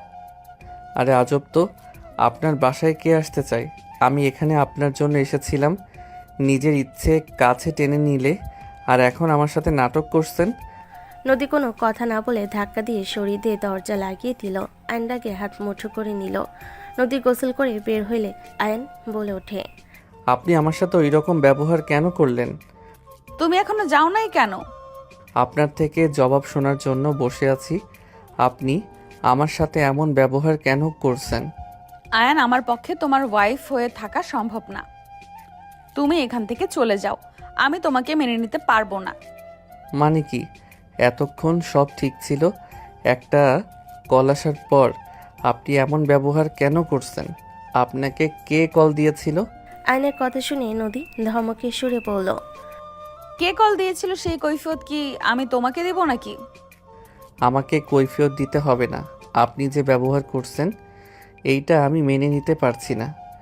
তোমাকে মেনে নিতে কি বলছি নাকি? তুমি এখান থেকে যাও। আর শোনো, আমি খুব তাড়াতাড়ি তোমাকে ডিভোর্স পেপার পাঠিয়ে দিব। আমি আমার হাজবেন্ডের হয়ে থাকতে চাই সারা জীবন। আমি আমার লাইফে আর কাউকে নিয়ে আসতে চাই না।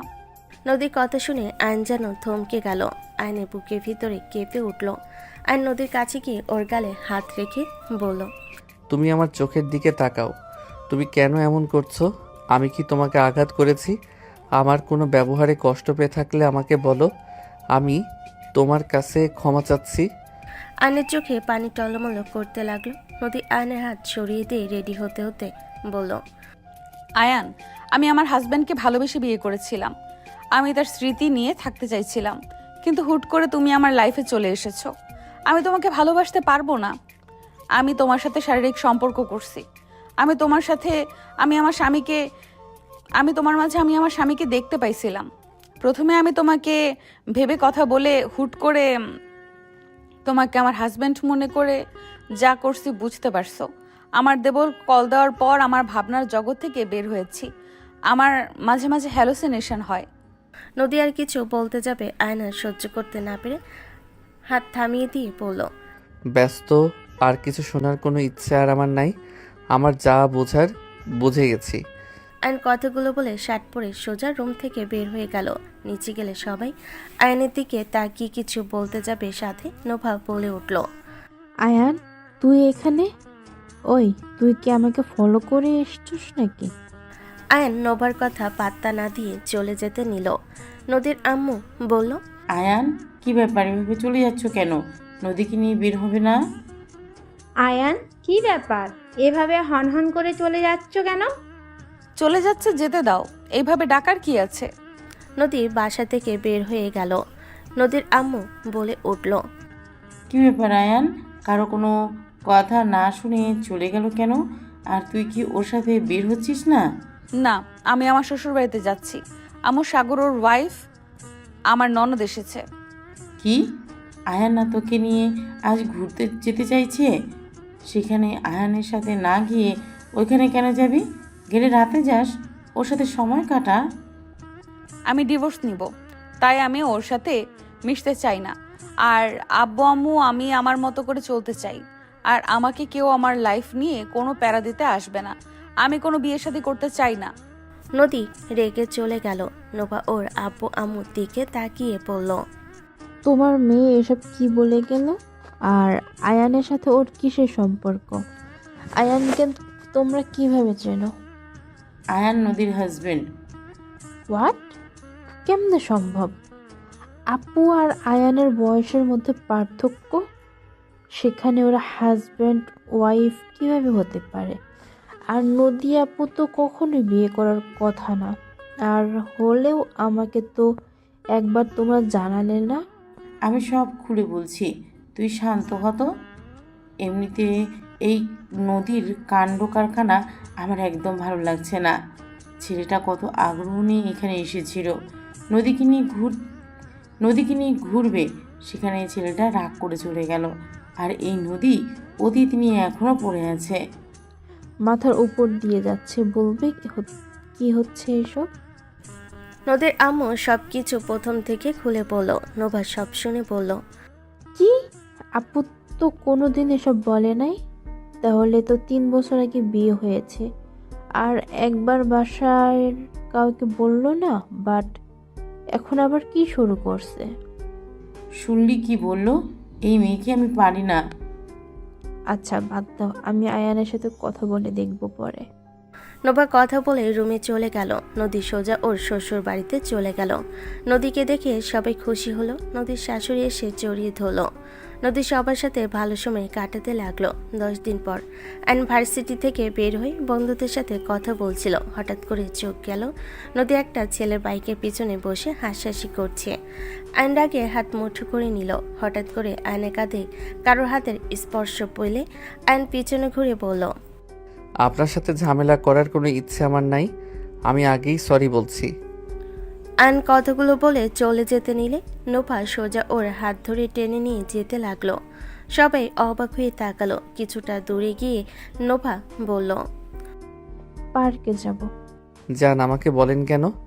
আর এইভাবে টেনে নিয়ে আসলেন কেন? আমি কি বলি কানে যায় না? বাইক চালাও। আমার তোমার সাথে গুরুত্বপূর্ণ কথা আছে নদীর সম্পর্কে। আমার ওনার ব্যাপারে কিছু শোনার ইচ্ছে নাই। ওর অতীত তোমার শোনার দরকার আছে, শুনে তারপর মন চাইলে তুমি চলে যাও। এখন বাইকে উঠে চলো। নোভা জড়াজড়িতে আয়ন বাইকে উঠলে নোভা বাইকে উঠে পড়ল। আয়ন বাইক চালিয়ে সোজা পার্কে নিয়ে গেল। দুজন একটা বেঞ্চিতে বসে পড়ল। নোভা 2টা আইসক্রিম কিনে আয়নকে একটা দিয়ে নিজে একটা খেতে খেতে বলল, আপুকে যে ছেলের সাথে যেতে দেখলে ওটাই আপুর দেবর সাগর, আপুর এক্স বয়ফ্রেন্ড। হোয়াট? দুলাভাই মারা যাওয়ার পর 1 বছর পর ওর সাথে আমার ব্রেকআপ হয় আপুকে নিয়ে। তোমার দুলাভাই মারা কিভাবে গেল? প্রথম থেকে বলি, দুলাভাই আপুর বয়ফ্রেন্ড ছিল। দুজন ভালোবেসে বিয়ে করেছিল। 2 ফ্যামিলি প্রথমে মেনে নিতে চায় নাই, পরে ওদের সুখে দেখে 2 ফ্যামিলি মেনে নেয়। আপু দুলাভাইয়ের লাইফটাই অনেক সুন্দর ছিল। তারা প্ল্যান করেছিল 5 বছর চুটি প্রেম করবে, 5 বছর পর তারা বাচ্চা নেবে, তারপর টেনে টোনাটুনি সংসার করবে। অনেক প্ল্যান করেছিল, কিন্তু তাদের ভাগ্য এতটাই খারাপ, 3 বছরের মাথায় দুলাভাই আপুর জন্য ভিসা করতে গিয়ে বাসায় আসতে গিয়ে বাইক একটা ট্রাক ধাক্কা মেরে দেয়। তাদের সকল স্বপ্ন ভেঙে চুরমার হয়ে যায়। ওনাকে বাঁচানো যায় নাই? না, ওনার মাথায় আঘাত পায়, ওখানেই মারা গিয়েছিল। আপু খবর পেয়ে ছুটে গেলে দুলাভাইয়ের লাশ দেখতে পায়। আপু পাগলের মতো কান্না করেছিল আর বারবার অজ্ঞান হয়ে যাচ্ছিল। আপু এই অকালে দুলাভাইয়ের মৃত্যু মেনে নিতে পারছিল না। আস্তে আস্তে ভাইয়াকে আপু কল্পনা করে। মাঝে মাঝে আপু একা কথা বলতো, এখনও নাকি মাঝে মাঝে হ্যালুসিনেশন করে। এক কথায় আপু দুলাভাইকে অসম্ভব ভালোবাসে। আমরা অনেক চেষ্টা করেছি এই ট্রমার থেকে বের করার, বাট কোনো কাজ হয় নাই। ওর শ্বশুরবাড়ির মানুষজনকে পর্যন্ত যোগাযোগ করতে না করা হয়েছিল। ও তাহলে আমার জায়গা কখনো তার মনে হবে না? তা কেন হবে? আমি যতটাই শুনলাম আপু তোমার প্রপোজ গ্রহণ করেছিল। কে জানে, হ্যালুসিনেশন হয়েছিল হয়তো। না, আম্মুর কথা শুনে যা বুঝলাম ওটা হ্যালুসিনেশন হয় নাই, ওই নিজের ইচ্ছেতে নিয়েছিল।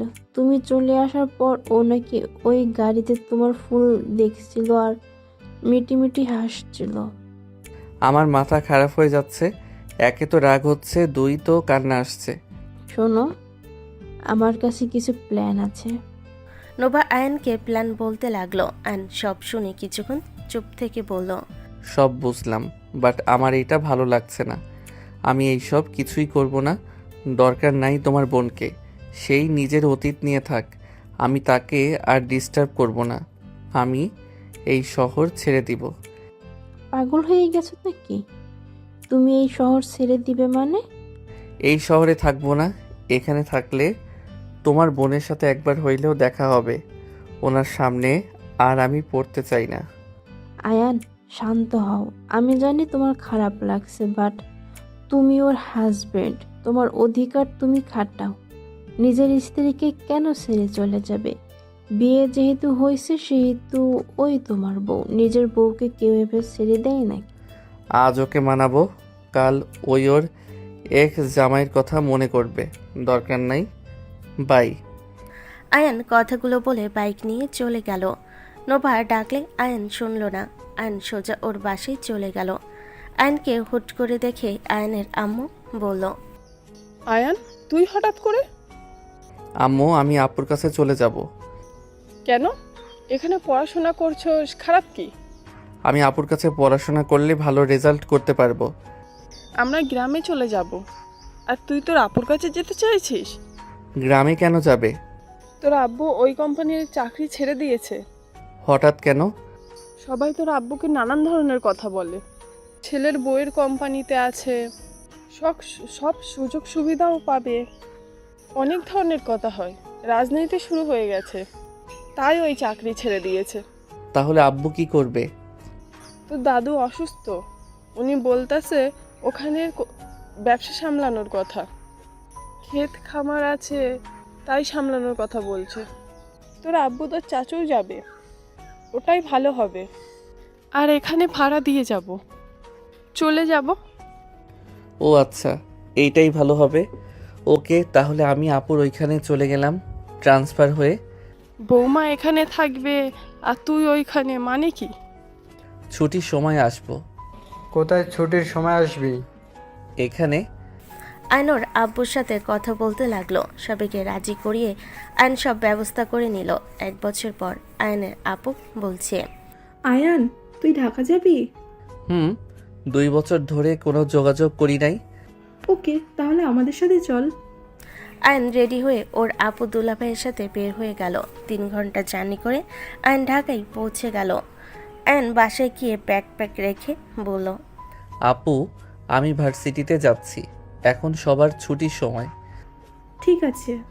আয়ন বাসা থেকে বের হয়ে সোজা ভার্সিটির সামনে চলে গেল। ভার্সিটির ভিতরে ঢুকে সোজা ম্যাম স্যারের সাথে দেখা করলো। সবাই আয়নকে দেখে খুশি হয়ে গেল। সবাই আয়নের সাথে কথা বলতে লাগলো। কথা বলা শেষ করে রাকিব সাব্বির ক্লাসরুমের কথা শুনে আয়ন সোজা সিঁড়ি বেয়ে চলে গেল। ক্লাসের সামনে গিয়ে দুষ্টমি একটা ভয়েস দিয়ে বলল, তো বাচ্চারা কেমন আছো? আয়নের কথা শুনে সবাই অবাক হয়ে আয়ন বলে সোজা দরজার দিকে তাকালো। স্যার তাকালে আয়ন স্যারের সাথে কুশল বিনিময় করলো। আয়নের বন্ধুরা তাড়াতাড়ি করে ছুটে এসে আয়নকে জড়িয়ে ধরলো। আয়ন সবাইকে বলল, আরে পড়ে যাব, সবাই কেমন আছোস? এত মনোযোগ দিয়ে ক্লাস, বাহ, তোদের দেখে অনেক উন্নত হয়েছে। আয়নের কথা শুনে সবাই হেসে ফেলল। রাকিব বলে উঠল, ওই রাখ, আগে বল 2 বছর কোথায় ছিলে? কোনো খোঁজ খবর নেই? আয়ান, কেমন আছিস? স্যার, আমরা এখন ক্লাস করব না। স্যার হাসি মুখে বলল, বুঝেছি, এই গ্রুপ আর পড়বে না, যাও যাও। এতদিন পর বন্ধুকে পেলে। সবাই খুশি হয়ে বের হইল আয়নের সাথে। সবাই মিলে সারাদিন আড্ডা দিল। রাত 8টার দিকে তুলি বলে উঠল, অনেক তো হইল, চল, আমার আব্বু আম্মু তোর কথা শোনার পর যেতে বলছে। এখন পরে যাই? না, এখন চল। ওকে, বাইকের পিছনে বসে, আমি বাইক চালাই।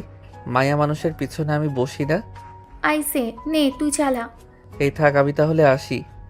আয়ন তুলি থেকে চাবি নিয়ে বাইকে উঠে তুলিকে নিয়ে চলে গেল। তুলি আয়নের দিকে তাকিয়ে থাকতে লাগলো। তুলি আয়নকে আয়নার ভিতরে তাকিয়ে দেখতে লাগলো। আয়ন তুলিদের বাসার ভিতরে গিয়ে বাইক থামিয়ে বলল, এতদিন পর আঙ্কেল আন্টির সামনে যাব, কেমন একটা লাগছে। আরে চল, সবাই অনেক খুশি হবে। আয়ন তুলির পিছন পিছন যেতে লাগলো। তুলি ভিতরে প্রবেশ করে বলল, আম্মু সারপ্রাইজ। তুলি সামনে থেকে সরে গেল। আয়ন সামনের দিকে তাকিয়ে হাসি মুখে সালাম দিল। সালাম দেওয়ার সাথে সাথে আয়নের মুখ মলিন হয়ে গেল। সামনে মানুষদের দিকে তাকিয়ে তুলি আম্মু সালামের উত্তর নিল। আয়ন বলে উঠল, আন্টি ভালো থাকবেন, আমি পরে আসবো। আয়ান, আয়ন চলে যেতে নিয়ে দাঁড়িয়ে গেল। নোভা আয়নের কাছে এসে বলল, আমাদের উপরে রেগে আছো? না, আপনাদের উপরে কেন রাগ করব? আমার রাগ করার কোনো অধিকার নাই। সেখানে আমার রাগ করা তো বিলাসিতা। আয়ান আপু। আয়ন পিছনে তাকাতেই থমকে গেল। নদী হুইল চেয়ারে বসে আছে, কোলে একটা বাচ্চা। আয়ন নদীর দিকে যেন তাকাতে পারল না। আয়ন চোখ সরিয়ে নিল। নোভা বলে উঠল, তোকে কষ্ট দেওয়ার ফল আপু পেয়েছে। আপু তোর কাছে ক্ষমা চাইতে চাই, একবার আপুর কাছে যা। আমার কারো কাছে যাওয়ার ইচ্ছে নাই। তুলি, আমি বাসায় যাব। আপু আমার জন্য টেনশন করতে পারে। তোমার আপু এসেছে? হ্যাঁ। এই 2 বছর কি তোমার বোনের কাছেই ছিলে নাকি? ওইখানে ভর্তি হয়েছি। ও ভালোই। বিয়ে শাদী করছো নাকি? জব হইলে বিয়ে করব, এখন ওইসব প্ল্যান নাই। আপাতত সিঙ্গেল লাইফ ভালো। ও হ্যাঁ, আপনি তো ডিভোর্স লেটার বানিয়ে রাখছেন মনে হয়। এইবার ডিভোর্স লেটারে সাইন করে যাব ভেবে এসেছি। আয়ান, আমাকে কিছু সময় কথা বলার সুযোগ দিবে? বলেন, শুনছি। আপনার হাজবেন্ড ভাবেন না আবার? আমি আয়ান। আমি সুস্থ হয়ে গেছি। আয়ান, তুমি সেদিন আমার সাথে ছিলে না। কোন দিন, কেমনে কি? নদী আপু প্লিজ থামো। ওইটা কার সন্তান? এমনি ওর নাম দিও না। ওকে আঘাত কম করো নাই, আবার অন্যজনের পাপের ফল ঘাড়ে চাপাও না। নোভা, এটা আয়ানের সন্তান। আয়ান, তুমি বলো না, যেদিন তুমি আমাদের বাসা থেকে রেগে গিয়েছিলে সেদিন তুমি আমার সাথে ছিলে না। আয়ান, ওরা কেউ আমাকে বিশ্বাস করছে না। আয়ান, তুমি ছাড়া আমাকে কেউ স্পর্শ করে নাই। আমার পুরো মনে আছে। আয়ান, বলো না, সেদিন তুমি আমার সাথে ছিলে না। Just shut up. নদী, তুই থামবি? বাজে বকা বন্ধ কর। আয়ান বাবা, রাগ না করে এখানে বসো। আমার মেয়ের জন্য আমরা লজ্জিত। কার সন্তান পেটে রেখেছে আল্লাহ ভালো জানে। এইটা আপনার সন্তান? আয়ান, এটা আমাদের সন্তান হবে। আয়ান, বিশ্বাস করো, এটা তোমার সন্তান। ওরা আমার কথা কেউ বিশ্বাস করে না। আমার মনে আছে, তুমি ছিলে আমার সেকেন্ডতম পরপুরুষ যে আমাকে ছুঁয়েছিল। আরহাম আমাদের দুজনের সন্তান। নদীর কথা শুনে আয়ন বাচ্চাটার দিকে তাকালো। বাচ্চাটা নদীর কোলে বসা থেকে খেলছে ছোট ছোট বল দিয়ে। আয়ান নদীর কাছে যেতে লাগলো। আয়ান নদীর সামনে বসে বাচ্চাটার দিকে তাকালো। বাচ্চাটার দিকে হাত বাড়িয়ে দিলে বাচ্চাটা আয়নের কোলে ওঠার জন্য এগিয়ে আসতে নিল। পড়ে যাবে যাবে আয়ন ধরে ফেলো। আয়ন কোলে নিয়ে বলল, এটা কি সত্যি আমার ছেলে?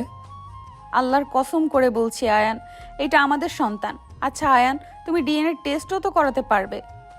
এইটা করলে তো সত্যিটা বের হয়ে যাবে।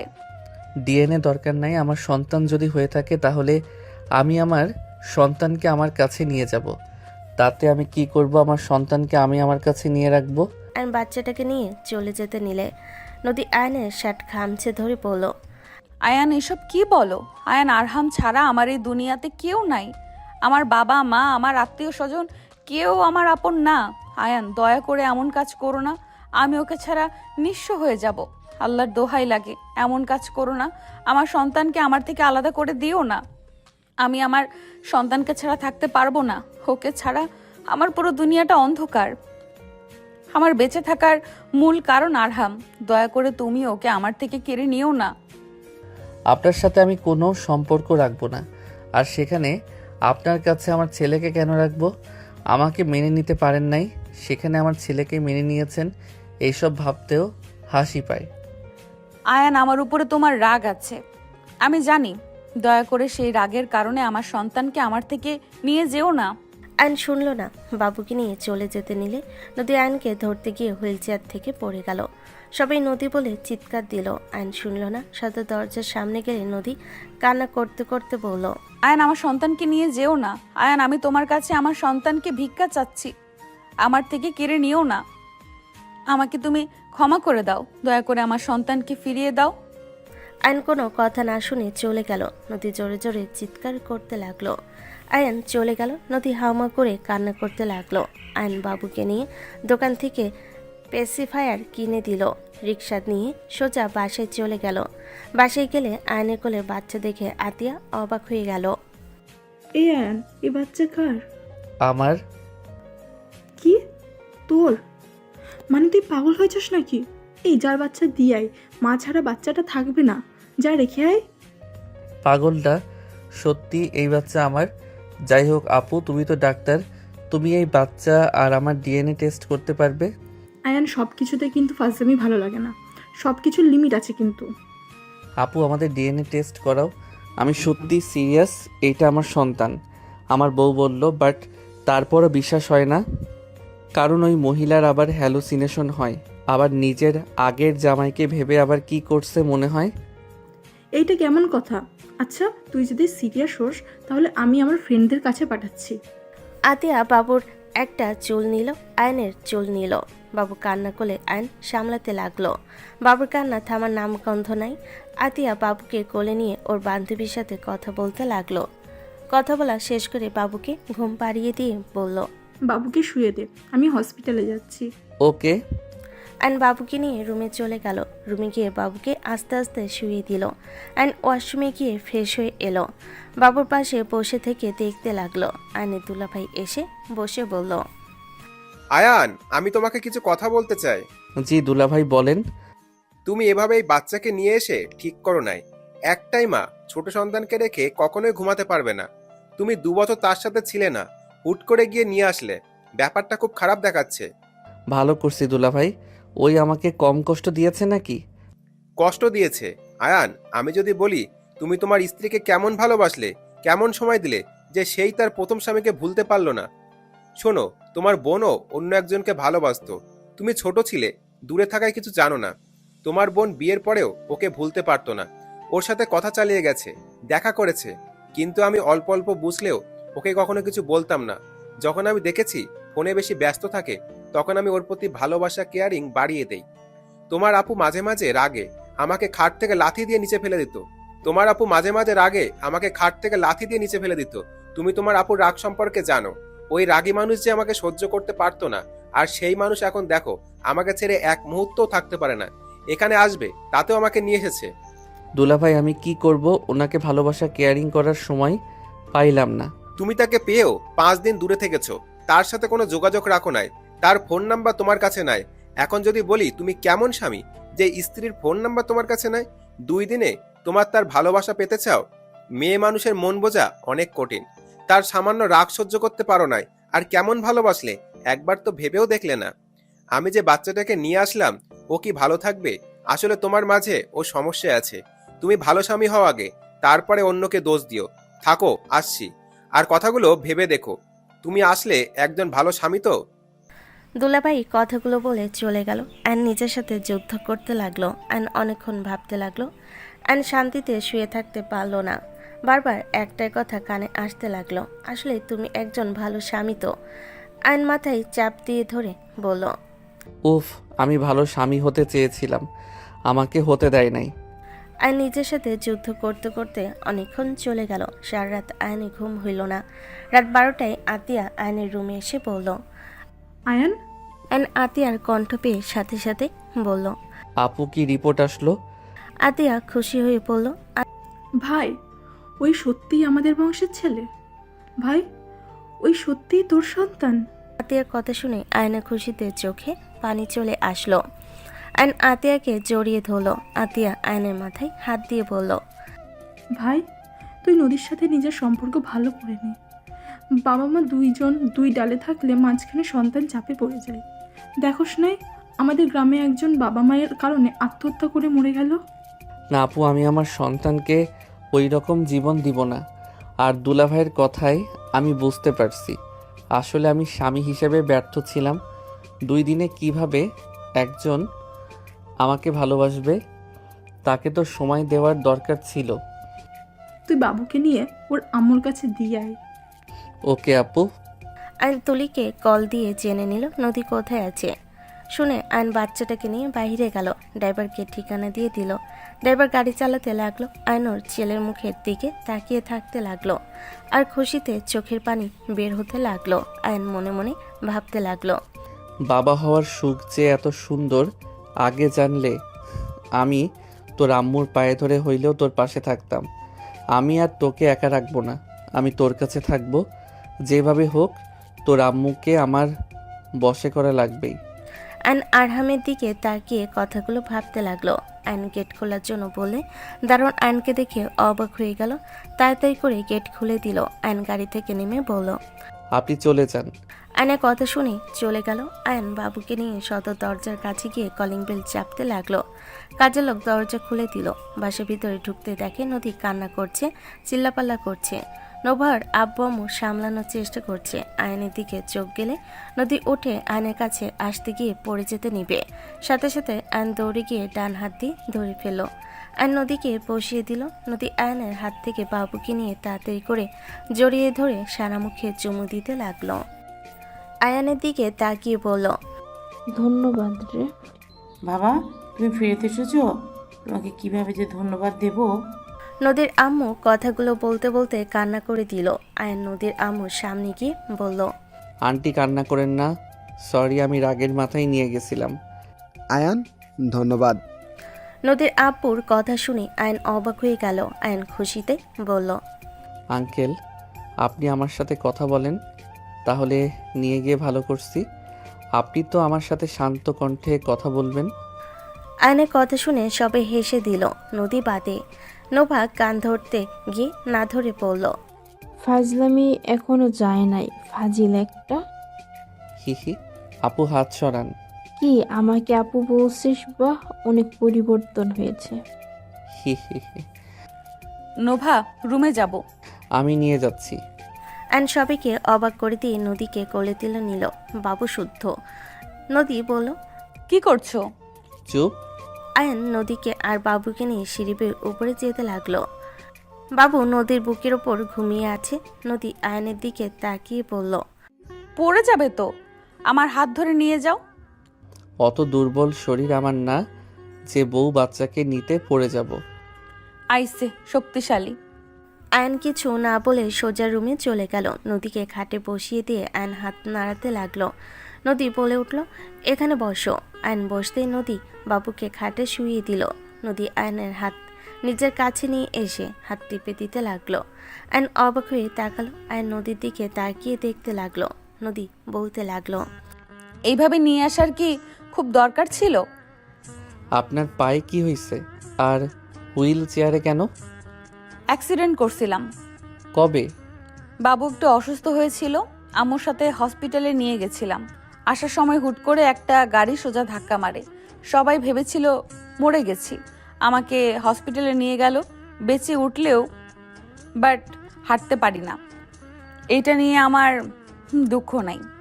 কোলে থাকতো, শুধু একটা জিনিস ভাবি, যদি বাবু আমার কোলে থাকতো তাহলে কি হইতো। আপনি কি কখনো ঠিক হবেন না? চিকিৎসা চলছে, সকাল সকাল হাঁটাহাঁটি করতে বলেছে, আগের থেকে অনেকটাই কমেছে। ধরে হাঁটাতে হয় নাকি? হ্যাঁ। হয়েছে, আপনার হাত ব্যথা করবে পরে। আর তখন পড়ে গেছিলেন, ব্যথা পাইছেন কোথাও? অল্প পাইছি পায়ে, সমস্যা নাই। তুমি কি চলে যাবে নাকি? চলে কেন যাব? এখানে থাকবো। কি এখানে থাকবে মানে? এক কথায় ঘর জামাই থাকবো। শুধু পরীক্ষা দিতে যাব, এখানে থাকবো, এখানে পড়বো। হঠাৎ এই প্ল্যান কেন? আমি নিয়ত করে নিয়েছি, যত যাই হোক বউ আর বাচ্চার থেকে দূরে যাব না। তুমি কি সত্যিই বিশ্বাস করো আমায়? সবাই তো আমাকে বিশ্বাস করে না। ওই আমার সন্তান, এইটা আমি জেনে গেছি। আরও কনফার্ম হওয়ার জন্য আমি ডিএনএ টেস্ট করছি। কি এত তাড়াতাড়ি কেমনে? আমার বোন একজন ডাক্তার, আর এখানে আপুর বান্ধবী আছে, উনি করছে। ও আচ্ছা। শুয়ে পড়েন, অনেক কান্না করছেন। পোশাক পরিবর্তন করব, তুমি একটু নিচে একজনকে পাঠিয়ে দিবে। আমি আপনার জামাই, আর আমি আপনার সব আগেই দেখছি। এত শরম কি আছে? আমি পরিবর্তন করে দিব। আসলে আয়ন কোনো কথার সুযোগ না দিয়ে দরজার সামনে গিয়ে দরজা লাগিয়ে দিয়ে বলল, কি পরবেন, শাড়ি নাকি নাইট ড্রেস? 3 পিস আছে দেখো। ওয়েট। আয়ন 3 পিস বের করে নদীর কাছে আসলো। আয়ন নদীর কাছে এসে শাড়ি বুকের উপর থেকে আঁচল সরাতে নদী লজ্জায় হাত দিতে গেলে আয়ন বলে উঠল, কি আজব, বললাম তো আপনার সব দেখছি, এত লজ্জা পাওয়ার কি আছে? দূর, চুপ করবে। 2 বছর আসছো, লজ্জা লাগবে না তো কি করবে? তোমার সাথে কি আমার বেশি কানেকশন আছে নাকি যে লজ্জা শরম চলে যাবে? তা ঠিক। আচ্ছা আমি তাকাবো না, অন্যদিকে ঘুরে খুলে দেই। আয়ন অন্যদিকে তাকিয়ে খুলে দিতে লাগলো। নদী আয়নের দিকে তাকাতে লাগলো।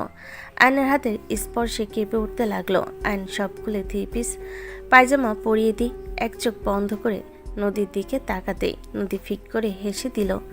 আয়ন নদীর হাসি দেখে ভুরু কুচকে তাকিয়ে থাকলো। আয়নের দিকে তাকিয়ে নদী নাকে হালকা করে টেনে দিল। আয়ন সোজা নদীর ঠোঁটে কিস করে দিল। নদী থ হয়ে গেল। আয়নের দিকে তাকালে আয়ন ভিলেন মার্কা হাসি দিয়ে বলল, থাকেন, ওয়াশরুমে যাই। আয়ন চলে গেল। নদী হেসে দিল। আয়ন ফ্রেশ হয়ে এসে নদীকে শুইয়ে দিয়ে নদীর পাশে শুয়ে পড়ল। নদী কিছু বলার আগেই আয়ন নদীকে জড়িয়ে ধরল। নদী বলে উঠল, আয়ান। না কিছু না, ঘুমাও।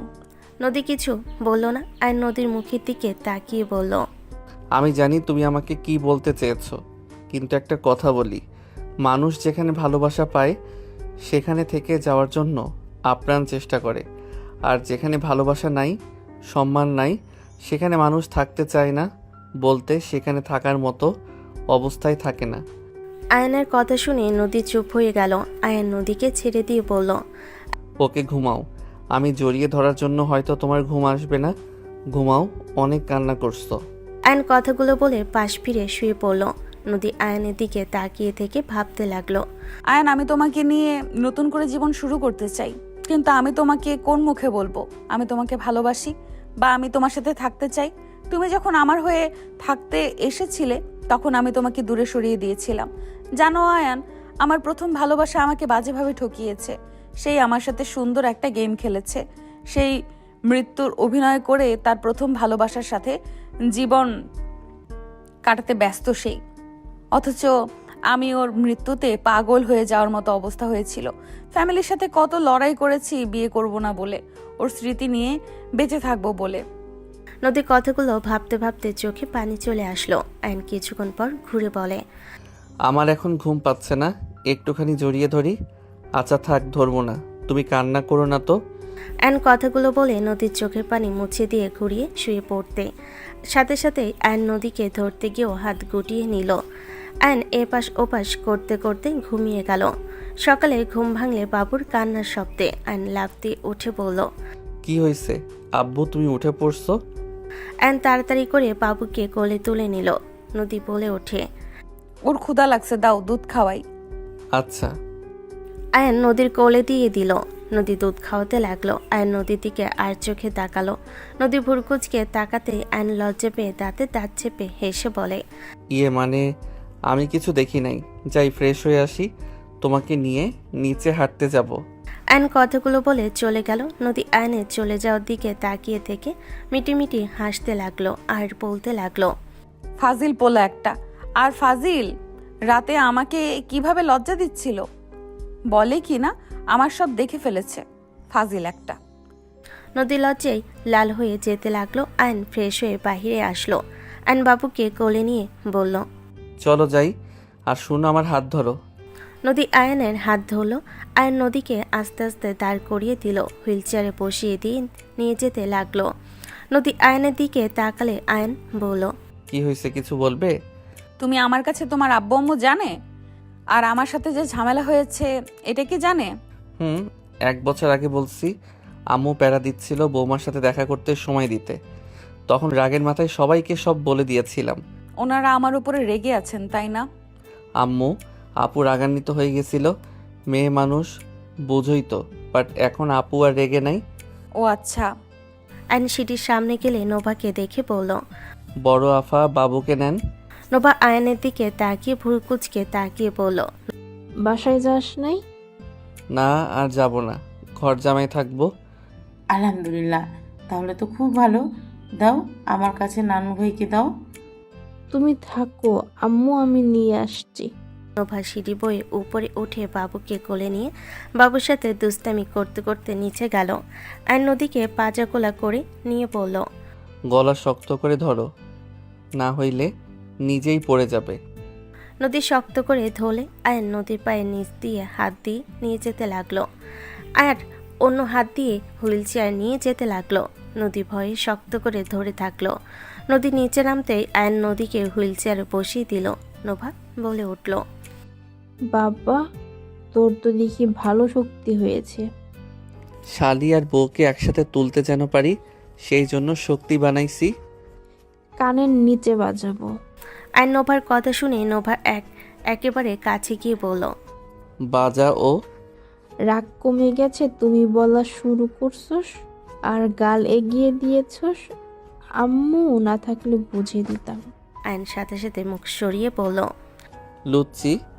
নোভা রাগি লোক নিয়ে তাকাতেই আয়ন নদীকে নিয়ে বলল, চলো। আয়ন নদীকে নিয়ে বাগানে গেল। নদীকে ধরে হাঁটানোর চেষ্টা করতে লাগলো।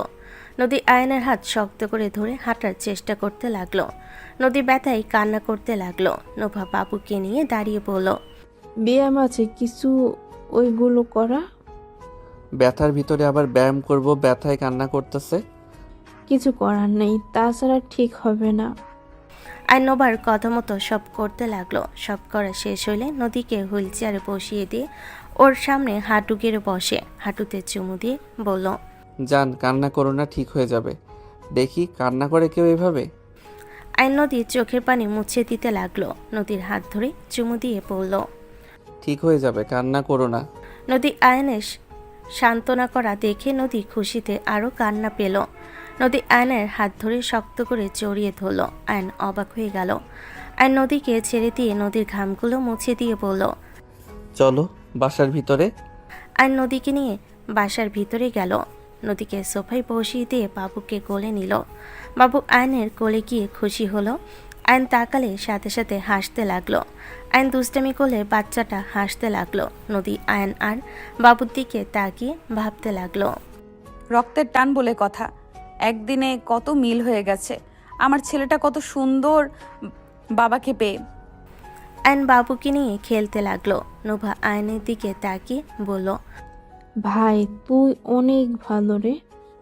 হঠাৎ এই কথা কেন? বাবুকে তুই নিজের সন্তান হিসেবে মেনে নিয়েছিস, আবার আপুর কেয়ার করছিস। আমি কোনো ভালো না, এইটা আমার সন্তান। সবাই অবাক হয়ে গেল।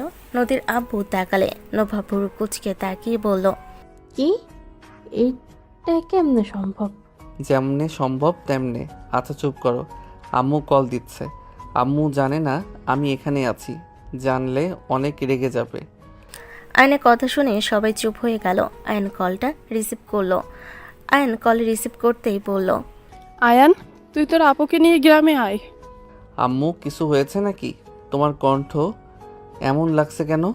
তোর দাদু অনেক অসুস্থ, তোকে তোর আপুকে দেখতে চাইছে। আচ্ছা আম্মু, আমি আসছি। তাড়াতাড়ি আসিস, আবার লেট করিস না। আরে করবো না, শুধু শুধু কথা শোনাও না তো। ওকে আয়। আর তোর বোনের ফোন বন্ধ কেন? আপু মনে হয় ঘুমাচ্ছে, ফোন চার্জে দিতে ভুলে গেছে, আর না হয় বন্ধ অবস্থায় চার্জ দিয়েছে। ভাই ফোন জীবনেও ভালো হবি না, রাখ ফোন, ফাজিলের দল। আচ্ছা, ভালো মানুষের মেয়ে ভালো থাকেন। কুত্তার বাচ্চা, আমার সাথে ফাজলামি করস? ও আচ্ছা, আপনি কুত্তা হয়ে গেছেন, আগে বলবেন না। আয়ন কথাটা বলে হাসতে লাগলো। আয়নের আম্মু রেখে ফোন কেটে দিল। আয়ন হাসতে হাসতে ফোন রেখে দিয়ে নদীর দিকে তাকিয়ে বলল, যান, আমাকে বের হতে হবে। কোথায় যাবে? গ্রামে যেতে হবে, দাদু অসুস্থ। আর এই শালিকা আমার বউয়ের খেয়াল রেখো, তাহলে আমি তোমার জন্য ভালো জামাই নিয়ে এসে দিব। লাগবে না, আমার জামাই রেডি আছে। বিবাহ করে ফেলছো নাকি? তা কাকে করলে? কার ঘাড়ে ভূতের বোঝা চাপালেন? আয়নের কথা শুনে সবাই হাসলে। নোভা রেগে গেল। নোভা রেগে বলল, আয়ানের বাচ্চা ভালো হবে, তুই আগেও আমাকে কলেজে বলছিস। আল্লাহ, এই ভূতের বোঝা কার ঘাড়ে যেতে যাবে, আর তার লাইফটাই ঝাঁকানাকা হয়ে যাবে। নোভার কথা শুনে সবাই হাসতে লাগলো। আর নোভার কোলে দিল। বাবুকে চুমু দিয়ে বলল, আর নদীর কাছে গিয়ে হাত ধরে বলল, সাবধানে থেকো, আমি যাচ্ছি। মানে এই না যে আমি তোমার কাছে আর আসবো না। শুনো, আমি অতীত সব ভুলে নতুন করে শুরু করতে চাই। এমন কিছু করো না যাতে আমাদের মাঝে ঝামেলা হোক। তোমার স্বামী আগেরটা নাই, এখন নিজের বাচ্চার কথা ভেবেও নিজেকে বোঝাও। ওই বেঁচে আছে? অ্যান অবাক হয়ে গেল। নদীর দিকে ভুরু কুচকে তাকালে। নদী সব খুলে বলে, তোমার অ্যাক্সিডেন্টের মধ্যে কি তাদের আবার হাত আছে নাকি? খোঁজ নিলে জানতে পারি। আমার এক্স হাজবেন্ড করছে। ওর ওয়াইফ ওকে ঠকিয়েছে, অন্য ছেলের হাত ধরে পালিয়েছে। ওই আমার কাছে আবার ফিরে আসতে চাইছিল। আমি বলেছিলাম আমার স্বামী আছে, আমি তোমার সাথে কোনো সম্পর্ক জড়াতে পারবো না। ডিভোর্সই দিয়ে দিয়েছে। আর ওর রাগ হয়েছে, আমাকে অনেকবার ডিস্টার্ব করেছে। আমি শুনি নাই। যখন আমার ছেলে হয়েছে তখন থেকে আরও রাগ বেড়ে গেছিল। তারপর অ্যাক্সিডেন্ট ওই করায়। খোঁজ নিয়ে জানি। এত বড় সাহস! ওর বাসা কই? বাদ দাও, পুলিশ ধরিয়ে দিয়েছিল। আচ্ছা, তুমি সাবধানে যাও। ওকে, আর আমি খুব তাড়াতাড়ি আসবো। আর আম্মুকে মানানোর চেষ্টা করা লাগবে, খুব রেগে আছে। আর তোমার ফোন নাম্বার দাও, আমি কল করব। আইন সব শুনে বলল। আইনকে নদী নাম্বার দিলে আইন সেভ করে নিল। আইন সবার দিকে তাকাতেই সবাই অন্যদিকে তাকালো। আইন কপালে কিস করে দিয়ে বলল, আর তোমার ফোন নাম্বার দাও, আমি কল করব। ভালো থাকো, শ্বশুর আব্বু আম্মু ভালো থাকেন। আর শালিকা ভালো থাকো, আমার বউয়ের খেয়াল রেখো। যা ভাগ। ওকে। আইন বাবুকে আবার কোলে নিল। বাবুকে চুমু দিয়ে বলতে লাগলো, আব্বু তোমাকে ছেড়ে যেতে মন চাচ্ছে না, ইচ্ছে করছে এখানে থেকে যাই, তোমার সাথে সব সময় থাকি, বাট উপায় নেই, যেতে হবে। থাকো, একবার তোমার দাদিমাকে ঠিক করে নেই, তখন আমি যেখানে থাকবো সেখানে তোমাদের নিয়ে যাব। বাবু, একবার বাবা বলো তো। আয়নের কথার সাথে বাবুটা বলে উঠল বাবা। আয়ন তো অবাক হয়ে গেল। আয়নের খুশিতে চোখে পানি চলে আসলো। নোভা বলে ওঠে, যাক বাবা, আমি এতদিন ধরে পালছি আমাকে খালামণি বললে খা বলে। নিজের বাপকে ঠিক বাবা বাবা করছে, কি বেইমান রে। নোভার কথা শুনে সবাই হাসতে লাগলো। নদী বলে ওঠে, ওই কয়েকদিন ধরে বাবা বাবা বলতেছে, আমি মা বলতে বললে বাবা বাবা ভক্ত হবে এই ছেলে। হিহি, আমার আব্বু তো বুঝছে তার আম্মু তো ভালোবাসে না, তাই আমার আব্বু আমাকে ভালোবাসে, তাই না? আয়নের কথায় বাবা বাবা করতে লাগলো। আয়ন খুশি হয়ে বলে ওঠে, এই বাচ্চাকে রেখে কিভাবে যাব? আয়নের ফোনে বারবার কল আসতে লাগলো। আয়ন কল রিসিভ করতে আতিয়া বলে ওঠে, গাড়ি পৌঁছে গেছে, স্টেশনে চলে আয়। যাচ্ছি আপু, বাবু না আমাকে বাবা বলছে। আয়নের কথা শুনে আতিয়া খুশি হয়ে বলল, আলহামদুলিল্লাহ, এটা তো ভালো কথা। কিভাবে যে যাব? কয়েকদিন থেকে চলে আসিস, আর আম্মুর ব্যাপার তো জানোস, নিয়ে গেলে রেগে যাবে। আম্মুকে সুন্দরভাবে বোঝাতে হবে। আচ্ছা, গাড়ি এসেছে, ড্রাইভার কল দিচ্ছে। ওকে, আয়। আয়ন বাবুকে চুমু দিয়ে নোভার কোলে দিয়ে চলে গেল। নদীর আম্মু বলে উঠল, আয়ান একদম তোমার মতো দেখছি। নদী যখন তোমাকে প্রথম বাবা বলেছিল, তুমি খুশিতে অফিসে যেতে না গেলেও সারা দিন কল দিতে। প্রথম বাবা হওয়ার মাঝে যে সুখ যে হয়েছে সেই জানে। এখন দেখবে ঘন ঘন কল দিবে। যাই হোক, খেতে দাও, অফিসে যাব। নদীর আম্মু সবাইকে খেতে দিল। আয়ন গাড়িতে উঠে স্টেশনে চলে গেল। আয়ন স্টেশনে নেমে ওর আপু দুলাভাইয়ের সাথে দেখা করে ট্রেনে উঠে পড়ল। আয়ন আতিয়ার সাথে কথা বলতে লাগলো। 1 ঘন্টা গেলে আয়ন নদীকে কল দিতে লাগলো। আয়নের দুলাভাই বলল, বা শালা বাবু, ছেলে বউকে দেখি অনেক মিস করছো। ইয়ে মানে দুলাভাই, একটা বাচ্চা, একটা বউ, একটু তো মনে পড়বেই। হা হা, তোমার ভাগ্নিকে দেখো তো, ওকে ছাড়া বুঝতামও না। ওই এখন দূরে থাকে। মেয়েটাকে অনেক মিস করি, বাট সেই বড় হয়ে গেছে, বন্ধু বান্ধবী নিয়ে ব্যস্ত থাকে। ওই তো অনেক ব্যস্ত মানুষ কল রিসিভ করছে। আসসালামু আলাইকুম বউ। ওয়ালাইকুম আসসালাম। বাবু কই? নোভা ছাদে দিয়ে গেছে। ও আচ্ছা। আয়ন নদীর সাথে কথা বলতে লাগলো। আয়ন দুলাভাইয়ের সাথে পরিচয় করিয়ে দিল। দুলাভাই আতিয়ার সাথে কথা বলতে লাগলো। 3 ঘন্টা পর গ্রামে চলে গেল। আয়ন বাসায় গিয়ে সবার সাথে কথা বলতে লাগলো। আয়ন ওর দাদুর কাছে বসে থেকে কিছুক্ষণ সময় কাটিয়ে রুমে গিয়ে গোসল করে বের হইলে দেখে নদী কল দিয়েছে। আয়ন কল রিসিভ করলো। আয়নকে তোয়ালে পড়া দেখে নদী লজ্জা পেয়ে গেল। আয়ন খাটের সাথে ঠেকিয়ে বলল, আসসালামু আলাইকুম, কি করো, খাইছো? ওয়ালাইকুম আসসালাম। তোমার ছেলের সাথে কথা বলবে নাকি? দাও। নদী ফোন সামনে ধরতে আয়ন কুচি দিলে বাবু হাসতে লাগলো। আয়ন বাবুর সাথে খেলতে লাগলো আর আলমারি থেকে শার্ট প্যান্ট নিয়ে এসে খাটে বসে প্যান্ট পরতে লাগলো। শার্ট পরতে যাবে, সাথে সাথে নদী বলল, শার্ট পরো না। নদী কথাগুলো বলে জিব্বায় কামড় দিল। আয়ন ভুরকুচকে তাকালে নদী লজ্জা পেয়ে গেল। আয়ন ফিক করে হেসে দিল। আয়ন শার্ট রেখে দিল। নদী বলল, তোমার রুমটা আমাদের দেখাও। ওয়েট। অ্যান পিছনে ক্যামেরা দিলে বাবু কান্না করতে নিলে সাথে সাথে অ্যান সামনে ক্যামেরা দিয়ে বাবুর সাথে ফুচি খেলতে লাগলো আর পুরো রুম দেখতে লাগলো। নদী বেশ অবাক হয়ে বলল, তোমার রুমটা তো আমার রুমের থেকে অনেক বড় আর অনেক সুন্দর, আর এত দামি জিনিস। আয়ন হেসে খাটের সাথে ফোন রেখে বলল, তোমার পছন্দ হয়েছে নাকি? নদী কিছু বলবে সাথে সাথে রুমে আয়নের আম্মু ঢুকে পড়ল। নদীকে দেখে আয়নের আম্মু রেগে গেল, চিৎকার দিয়ে বলল, আয়ান, এইসব কি হচ্ছে? তুই ওই মেয়ের সাথে কথা কেন বলছস? আয়ন চমকে উঠল। আতিয়া পাশের রুম থেকে দৌড়ে আসলো। আতিয়া উঠল, আম্মু আম্মু শান্ত হও। আম্মু দেখো তোমার নাতি। আম্মু দেখো তোমার নাতি। বাবু দাদু বলো। আতিয়া বলে উঠল। আয়নের কথা শুনে দাদু বলে। আয়নের আম্মু অবাক হয়ে গেল। আয়নের দিকে তাকাতেই আয়ান বলল, আম্মু ওই আমাদের সন্তান। সত্যি? হ্যাঁ আম্মু। আন্টি আমাকে ক্ষমা করে দেন, আমি জানি রাগ করা স্বাভাবিক। আমি দাদিমা হয়ে গেছি বলো নাই কেন? আর তুই কেন বললি না? আর তুই আমার ছেলেরে ভালোবাসোস না, তা কেন বাচ্চ নেছস? আন্টি, আমি অন্ধভক্ত হয়েছিলাম। আমি আর আমার সংসার ভাঙার কথা তো দূর, আর কল্পনাও করি না।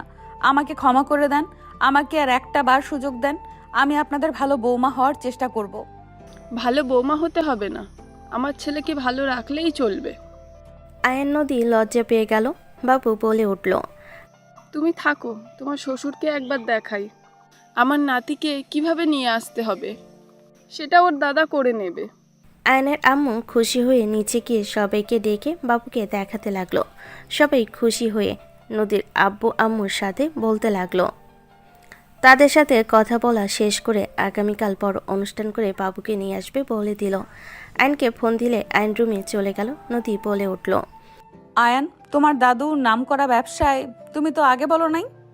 দাদুকে এত সম্মান কেন দিচ্ছ? আয়ান, তোমার দাদু নাম করা ব্যবসায়ী, তুমি তো আগে বলো নাই। তোমার ধারণা আছে ওনার কত নাম ডাক? আমাদের বিজনেস ওনার কাছে কিছুই না, বাট তোমার আব্বু আমাদের কোম্পানিতে ছিল, একটা তো আমাদের সৌভাগ্য। ও আচ্ছা, বাদ দাও, আগামীকাল তাহলে দেখা হচ্ছে। দুজন কথা বলা শেষ করলো। আগামীকাল সবাই নদীদের বাসায় চলে গেল। সবাই আনন্দ করে সবাইকে নিয়ে চলে আসলো। বাবুকে নিয়ে সবাই পাড়াপাড়ি দিয়েছে। নদীর আব্বামু সবার সাথে গল্প করতে লাগলো। রাত 12টার দিকে আয়ন রুমে গেল। আয়ন রুমে গেলে নদী আয়নের দিকে তাকালো। আয়ন নদীকে বলল, কি ম্যাম, থাকতে পারবেন এই বাসায়? আপনি যেখানে আছেন আমিও সেখানে। তাই নাকি? হ্যাঁ, আগে এদিকে একটু আসেন তো। আয়ন এগিয়ে গেলে নদীর সাথে সাথে এক টান দিয়ে শার্ট খুলে ফেলল। আয়ন কিছু বলার আগে নদী আয়নের বুকে কিস করতে লাগলো। আয়নকে খাটে ফেলে দিয়ে ঝাঁপিয়ে পড়ল। আয়ন বলে উঠল, 2 বছরের আদর একদিনে করবে নাকি? চুপ করো, তুমি কত খারাপ। আমাকে আগামীকাল নিজের দেহ দেখিয়ে আমাকে পাগল করে দিয়েছিলে, আর এখন কাছে পেয়েছি, আমি তোমাকে ছাড়বো? একদম না, রেপ করব তোমাকে। নদীর কথা শুনে আয়ন হাসতে লাগলো। আয়ন নদীকে নিচে ফেলে দিয়ে বলল, ম্যাম, আমি যদি ধর্ষণ করি তাহলে কি আমার পাপ হবে? না। দুজন হেসে ফেলল। দুজন একে অপরের উপর ঝাঁপিয়ে পড়ল। বাকিটা ইতিহাস।